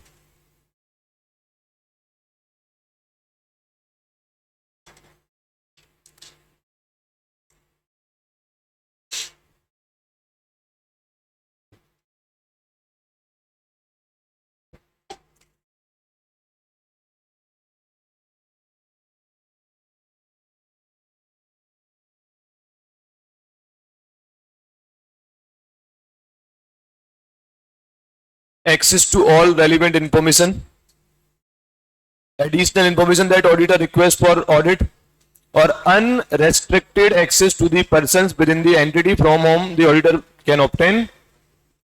कौन लिख रहा है अभी भी बेटा? ठीक है, मटेरियल है वैसे है।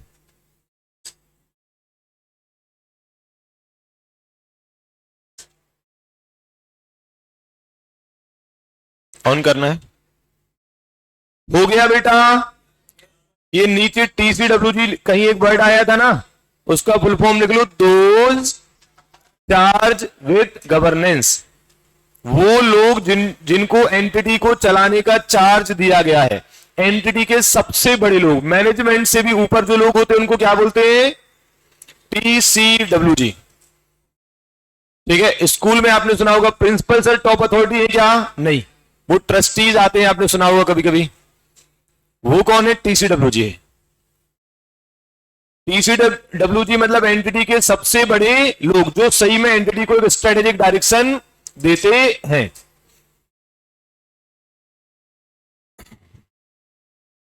Form those charge with governance, entity के सबसे बड़े लोग। कहां लास्ट लाइन बेटा? यहां from home the auditor can obtain audit evidence. चलो अब वो कौन बच्चा है बेटा जो मुझे एक बार बोल के बताएगा प्री कंडीशंस क्या है? प्री कंडीशंस बोल के कौन बताने वाला है? बस 2 लोग, 3? ऐसा क्यों?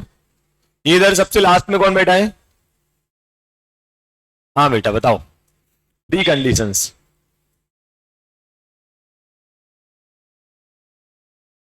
बताओ ना।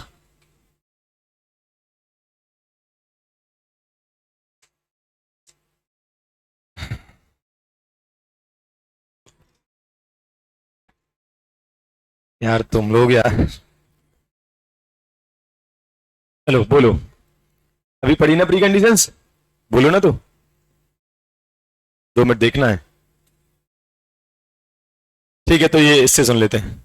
नहीं, इससे नहीं सुनना है, तो बोलते रहते। ये कौन है? हाँ बेटा बोलो, प्री कंडीशंस क्या क्या है? सबसे पहली प्री कंडीशन क्या है? ये डिटरमाइन करना है कि जो इन्होंने एफआरएफ यूज करा है एफएस बनाने में वो एक्सेप्टेबल भी है या। अगर आपने इंडिया, आपके पास इंडियन कंपनी का ऑडिट आया और उन्होंने क्या कर रखा है? यूएस गैप फॉलो करके रखा है। ऑडिट शुरू भी करने का कोई मतलब है क्या? क्या ऑडिट करें यार, पहले से बताया सब गलत है। दूसरी प्री कंडीशन क्या है? हमें उनसे एक एग्रीमेंट लेना है, उनसे कुछ लिखवा कर लेना है। क्या लिखवा कर लेना है? आप लिख कर दो that you acknowledge and understand the following responsibility. सीधी बात है, उनसे लिखवा कर लेना है कि आप ये 3 काम करोगे। आपको पता है कि आपकी 3 रिस्पॉन्सिबिलिटीज हैं। हिंदी में बोलूं तो पहली रिस्पॉन्सिबिलिटी क्या है कि एफएस आपको बनाना है एज पर एप्लीकेबल एफआरएफ, हमसे उम्मीद मत करना। दूसरा, आपको इंटरनल कंट्रोल लगाना है ताकि आपके जो एफएस है उनमें कोई गड़बड़ ना हो। और तीसरा क्या है? आप ऑडिटर को कोऑपरेट करोगे, ऑडिटर को सपोर्ट करोगे। क्या सपोर्ट करोगे ऑडिटर को? कैसे? उसको हर इंफॉर्मेशन पर एक्सेस प्रोवाइड करोगे। मुझे ये बुक्स देखना है, मुझे वो रजिस्टर चेक करना है, जो भी चेक करना है वो आप प्रोवाइड करोगे। अगर कुछ और पूछना है उसको ऑडिट के रिगार्डिंग तो वो एडिशनल इंफॉर्मेशन भी मांग सकता है, आप प्रोवाइड करोगे। और आप उन सब लोगों पर मुझे अनरेस्ट्रिक्टेड एक्सेस प्रोवाइड करोगे। आप उन सब लोगों से मुझे बात करने दोगे जिनसे मुझे लगता है कि इनसे कुछ ना कुछ ऑडिट एविडेंस मिल सकता है, जिनसे मुझे कुछ ना कुछ जानकारी मिल सकती है। क्या ये क्लियर है बेटा? चलो, तो प्री कंडीशन सबको याद रहेंगी। उसके पहले क्या था बेटा? उसकी पहली वाली हेडिंग क्या थी कि हमें ऑडिट एक्सेप्ट तभी करना है या कंटिन्यू तभी करना है जब क्या हो? 2 चीजें हो, प्री कंडीशन हो और हम दोनों के बीच में कॉमन अंडरस्टैंडिंग हो। हम दोनों मतलब ऑडिटर और क्लाइंट। ओके, अच्छा एक बात पूछूं, अगर प्री कंडीशन एग्जिस्ट नहीं करती होंगी तो क्या होगा? अगर प्री कंडीशन नहीं है तो हम ऑडिट एक्सेप्ट नहीं करेंगे।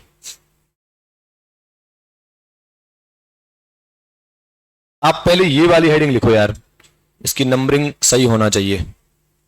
बुक में उन्होंने ये नंबरिंग सही नहीं की है, पर what if precondition for an audit are, अगर प्री कंडीशन नहीं है तो क्या होगा? पहला पॉइंट क्या लिखा है? एग्जाम्पल दो। मान लो उन्होंने बोला कि यार हम आपको एडिशनल इंफॉर्मेशन तो नहीं लेंगे, तो अपन क्या बोलेंगे? क्यों यार, मतलब क्या दिक्कत है आपको? हो सकता है बात डिस्कशन से हो जाए पूरी, अगर हो जाए तो आगे बढ़ो। ऑडिट में कहीं पर भी बेटा अपन ना क्विक डिसीजन नहीं लेते हैं, बल्कि क्या करते हैं? डिस्कशन करते हैं, ठीक है ना? तो अगर मान लो कोई प्री कंडीशन एग्जिस्ट नहीं करती है तो पहला पॉइंट क्या है? हम उनसे डिस्कस करेंगे। और क्या लिखा है? Unless required by auditor shall not accept the proposed audit. और क्या लिखा है? नोट, ये मैंने मन से बत्ती दी। ऑल्सो राइट इफ, यदि ये क्वेश्चन एग्जाम में पूछा जाता है तो क्या इतना लिखकर स्माइल बना दोगे क्या? तो क्या करोगे? प्री कंडीशन भी लिखोगे ना 4 नंबर में, क्या केवल बस इतना ही लिख के आ जाओगे कि डिस्कस करेंगे और मना करके आ जाएंगे, ऐसा? ठीक है, छपाई।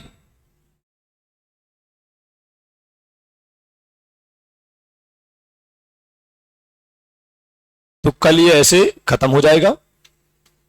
मेरे आने के पहले पहले तक आपका चैप्टर 1 का कंपाइलर और ऐसे 210 के सारे क्वेश्चन इतना आपको तैयार करके रखना है। कल कल शाम को निकलूंगा, इसका मतलब कल क्लास रहेगी तो ये खत्म करेंगे ना 210।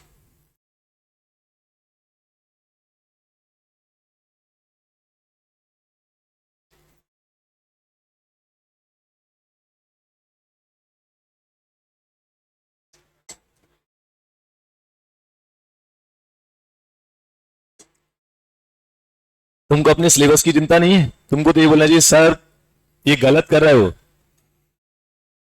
हमारा सिलेबस डिले हो जाएगा, आप ऐसे नहीं जा सकते बीच में।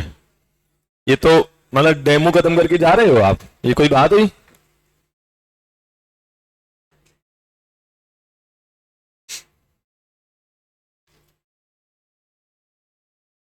घर तो बेटा बहुत दूर है यार, आपने नाम ही नहीं सुना हो। तेजगढ़ सुना है? तेजगढ़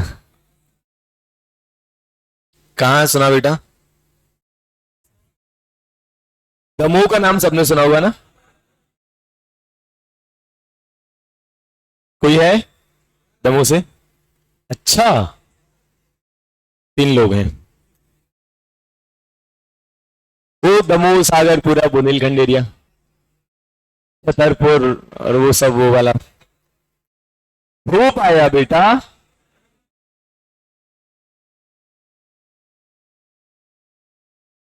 होमवर्क में आपको वो 3 क्वेश्चन ही करने, समरी आप छुट्टियों में बनाना, मतलब जब मैं नहीं रहूंगा।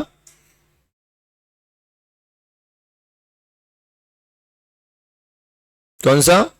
Also right pre condition if asked this topic in the exams, यदि एग्जाम में पूछा जाए तो हम प्री कंडीशन भी लिखकर आएंगे। तो ऑब्वियसली लिखेंगे, प्री कंडीशन में क्वेश्चन आएगा तो प्री कंडीशन तो लिखेंगे ही ना। ये तो क्या है, कंक्लूजन टाइप हो गया कि अगर प्री कंडीशन प्रेजेंट नहीं है तो डिस्कस करेंगे। ये इसका मतलब क्या हुआ? Unless required by law regulation. यदि लॉ बोलेगा कि प्री कंडीशन नहीं है तो भी एक्सेप्ट करो, लॉ से ऊपर कोई जा सकता है? तो अब लॉ बोलेगा तो जो होगा सो होगा, करेंगे एक्सेप्ट, और क्या।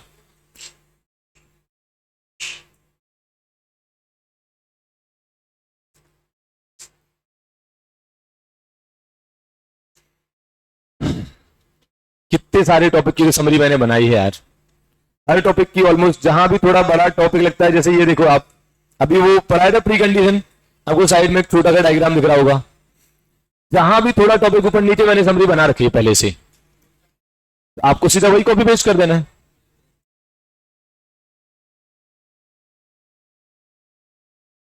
अगर आपने चैप्टर 1 को 2 पेज में अच्छे से समअप कर लिया तो बहुत अच्छा काम हो जाएगा यार टेस्ट के लिए। हो गया? तो इसमें हमारी अगली हेडिंग होगी कंटेंट ऑफ एंगेजमेंट लेटर। क्या है बेटा कंटेंट ऑफ? मतलब एंगेजमेंट लेटर में कितनी बातें आती, कितनी बातें आती है बेटा? 5। कितनी बातें आती है? 5। सबसे पहली बात, objective and scope of audit. तो जो मैं एंगेजमेंट लेटर बनाऊंगा उसमें लिखूंगा कि मेरे ऑडिट का ऑब्जेक्टिव और स्कोप क्या होगा। क्यों लिखना है बताओ, क्यों लिखना है? क्या हो जाएगा इससे? यार मेरे ऑब्जेक्टिव में लिखा होगा कि मेरा काम रीजनेबल एश्योरेंस देना है। कल के दिन यदि आप बोलोगे कि सर आप गारंटी क्यों नहीं दे रहे, तो तुरंत क्या बोलूंगा, ये देखो क्या लिखा है मैंने कि मेरा काम क्या होगा, और इसने आप इस पे आपने साइन करा है, तो आप उम्मीद कैसे कर सकते हो कि मैं गारंटी दूं? समझे ना? सो पहला पॉइंट क्या है बेटा? Objective and scope of audit. दूसरा क्या लिखा है? और तीसरा क्या लिखा है? सबसे मेन तो यही था यार, अपन एक पार्टनरशिप भी करते हैं ना, तो उसमें लिख देते हैं कि तुम्हारा क्या क्या काम रहेगा और इनका क्या काम रहेगा, ताकि बाद में झगड़े ना हो। तो ऑडिटर ने क्या बता दिया, मेरा ऑब्जेक्टिव स्कोप क्या रहेगा, इससे ज्यादा उम्मीद मत करना। मेरी रिस्पॉन्सिबिलिटी क्या रहेंगी, तुम्हारी रिस्पॉन्सिबिलिटी क्या रहेंगी, स्पेशली ये ध्यान रखना। 3 हो गए। चौथा, आइडेंटिफिकेशन ऑफ AFRF, इसका मतलब क्या हुआ? मैं पहले ही एंगेजमेंट लेटर में लिख दूंगा कि सिंस तुम एक लिस्टेड कंपनी हो तो तुम पर इंडियस लगेंगे और शेड्यूल 3 लगेंगे, पहले ही से लिख दूंगा।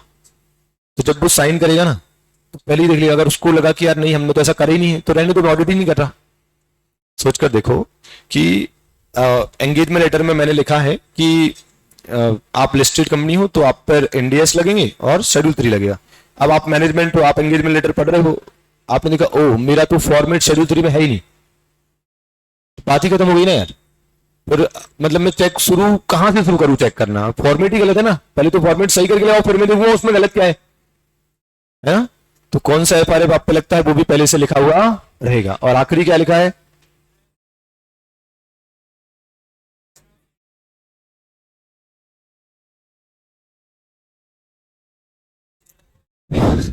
ज्यादा लिखा है क्या? Reference to expected form and, इसका मतलब हमको पहले से ही बता देना है कि जो हम आपको रिपोर्ट देंगे ऑडिट होने के बाद उसका फॉर्मेट और कंटेंट क्या रहेगा। एग्जैक्ट फॉर्मेट और कंटेंट नहीं, एक्सपेक्टेड, क्योंकि वो चेंज भी तो हो सकता है। ऐसा थोड़ी यार, एक बात बताओ, मैंने ऑडिट नहीं करा पहले से बता दूंगा कि उसमें क्या लिखूंगा? वो तो ऑडिट करने के बाद जो फाइंडिंग्स मिलेंगे उसके हिसाब से लिखूंगा ना, सही है क्या? तो फॉर्मेट, अच्छा सर फॉर्मेट तो लेकिन फिक्स होता है ना, फॉर्मेट भी फिक्स नहीं होता है, थोड़ा थोड़ा चेंजेस उसमें हो सकते हैं। लेकिन सिंस यार आप इतना सारा पैसा मुझे पे करने वाले हो और उसके बदले आपको क्या मिलेगा? एक ऑडिट रिपोर्ट मिलेगी, एटलीस्ट आपको पता तो हो कि आप जो मुझे पैसे पे कर रहे हो उसके बाद आपको मिलेगा क्या। तो एक एक्सपेक्टेड फॉर्मेट और कंटेंट ऑफ ऑडिट रिपोर्ट में बता दूंगा और साथ में एक स्टेटमेंट दूंगा, उसमें क्या लिखा होगा कि सुनो जिद मत करना, ये फॉर्मेट और कंटेंट थोड़ा बहुत चेंज भी हो सकता है, जरूरी नहीं कि जैसा बोला है वैसा ही होगा। वो बोलेंगे चेंज क्यों होगा? वो डिपेंड करता है सरकमस्टेंसेस पर, जैसी फाइंडिंग्स मिलेंगी वैसा फॉर्मेट होगा। जैसे एक बात बताता हूं, एक गोइंग कंसर्न नाम का पैराग्राफ आता है ऑडिट रिपोर्ट में, कौन सा? वो तभी आता है जब गोइंग कंसर्न वाला मैटर हो। रिलायंस में आएगा क्या वो पैराग्राफ? टाटा मोटर्स में आएगा क्या? तो गोइंग कंसर्न किस में आएगा? जिस कंपनी में प्रॉब्लम्स है उस कंपनी में ये पैराग्राफ आ सकता है। क्या ये क्लियर है? तो अगर याद रखने के एंगल से बोले तो कितने पॉइंट हो गए? 2 अटेम्प्ट पहले क्वेश्चन भी आ चुका है, भगवान करे ऐसे क्वेश्चन आपके अटेम्प्ट में आए। कितना इजी है? 5 बातें, object and scope of audit, तुम्हारी रिस्पॉन्सिबिलिटी, मेरी responsibility, identification of applicable FRF और एक्सपेक्टेड, छोटा शॉर्ट में लिख लो, expected form and content of audit report and a statement that in some circumstances this form and content may differ from the expected, मतलब जो actual format होगा वो थोड़ा अलग भी हो सकता है, किससे? जो हमने आपको एक्सपेक्टेड फॉर्म एंड कंटेंट दिया है उससे। बिना देखे बोलो। नहीं, object and scope of audit, दूसरा हाँ इसलिए तो पूछा मैंने।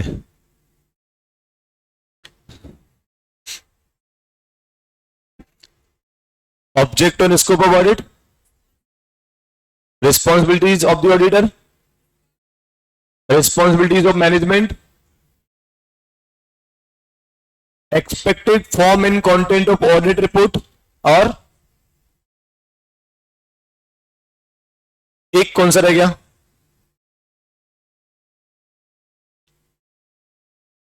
Identification of applicable, identification of applicable, बैठो बोलो।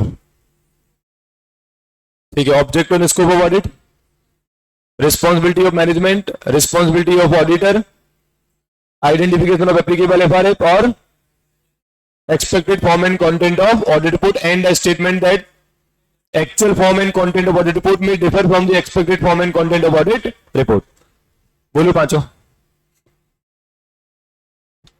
Object and scope of audit, responsibility of auditor, responsibility of management, AFRF, applicable FRF बोला करो, AFRF अजीब सा हो जाता है, एप्लीकेबल FRF है ना, एप्लीकेबल FRF और expected form and content of audit report, expected form and content of audit report, expected form and content of. यार तुम लोग एटलीस्ट ऐसा कर सकते हो कि एक साइड अगर बैग रखे रहेंगे ना वो दोनों एक आमने सामने हो जाते तो फिर ऐसा। और मैं जब चलता हूं तो मेरा दिमाग भी चलता है, बैठे बैठे दिमाग भी नहीं चलता मेरा। तो पांचों एक बार अपन सुन लेते हैं इससे। Object and scope of audit और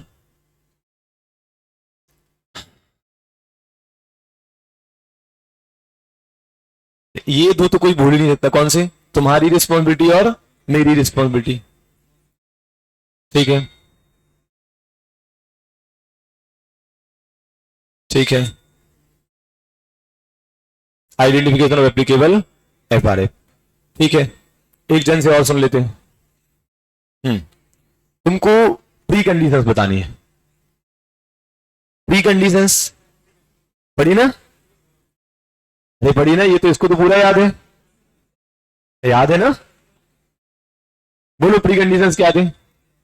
आपने जो एफआरएफ यूज करा है वो एक्सेप्टेबल है और आप अपनी रिस्पॉन्सिबिलिटी को समझते भी हो। और इसका मतलब प्री कंडीशन कितनी है? टोटल दो। कितनी है? वो दूसरे के अंदर कितनी है? तीन। और तीसरे जो तीन है उसमें जो तीसरा उसके अंदर भी कितनी है? तो टोटल प्री कंडीशन कितनी है? दो। कितनी है? कितनी प्री कंडीशन है? पहली प्री कंडीशन क्या है? कि आपने जो एफआरएफ यूज करा है एफएस बनाने के लिए वो एक्सेप्टेबल है।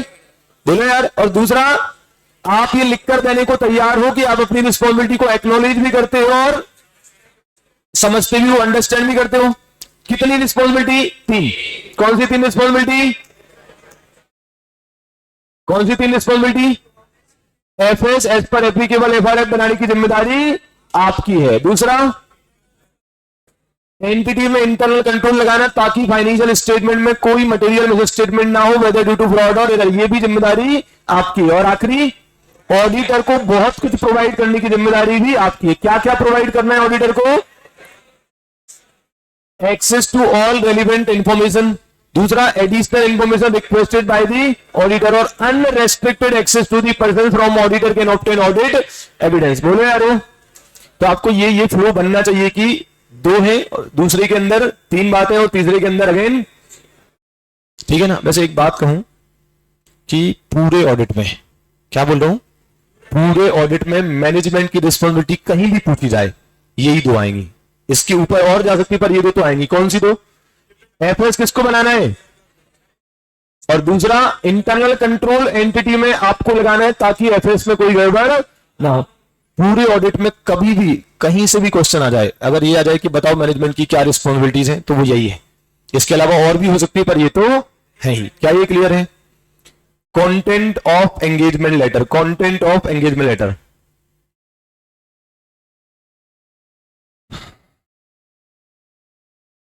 बोलो ना। क्या? Objective and scope of audit. दूसरा, रिस्पॉन्सिबिलिटी ऑफ ऑडिटर। तीसरा, रिस्पॉन्सिबिलिटी ऑफ मैनेजमेंट। चौथा, आइडेंटिफिकेशन ऑफ एप्लीकेबल एफआरएफ। और last, expected form and content of, expected form and content of.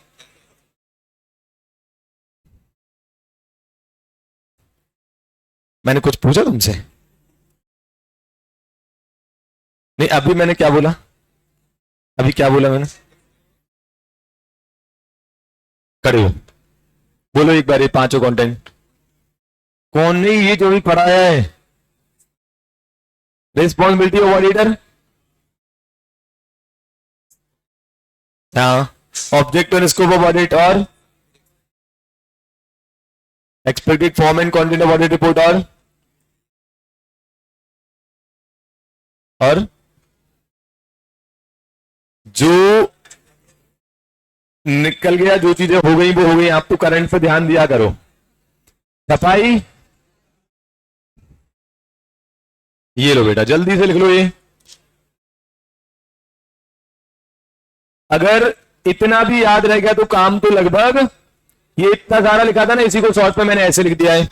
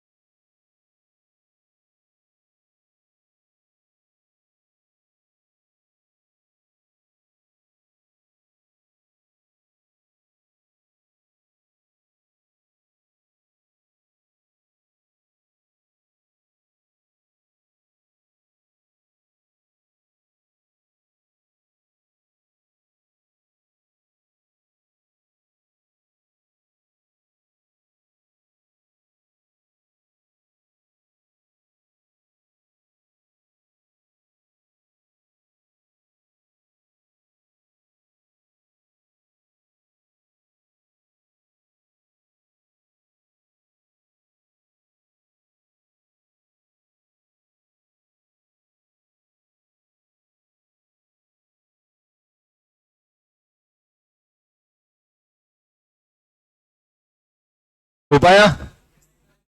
नीचे एक नोट भी लिखा है क्या कुछ?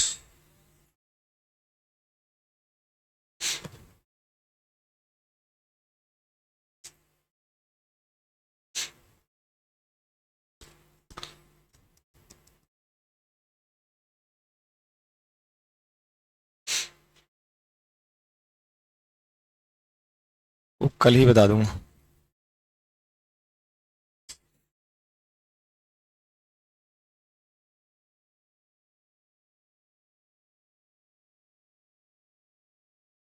घर जाके नोटबुक ओपन तो नहीं करते ना बेटा? गलती से अगर ओपन हो गई तो तुरंत बंद करना है कि अरे ये तो ऑडिट है, इसमें तो आसानी से पास हो जाते हैं ना।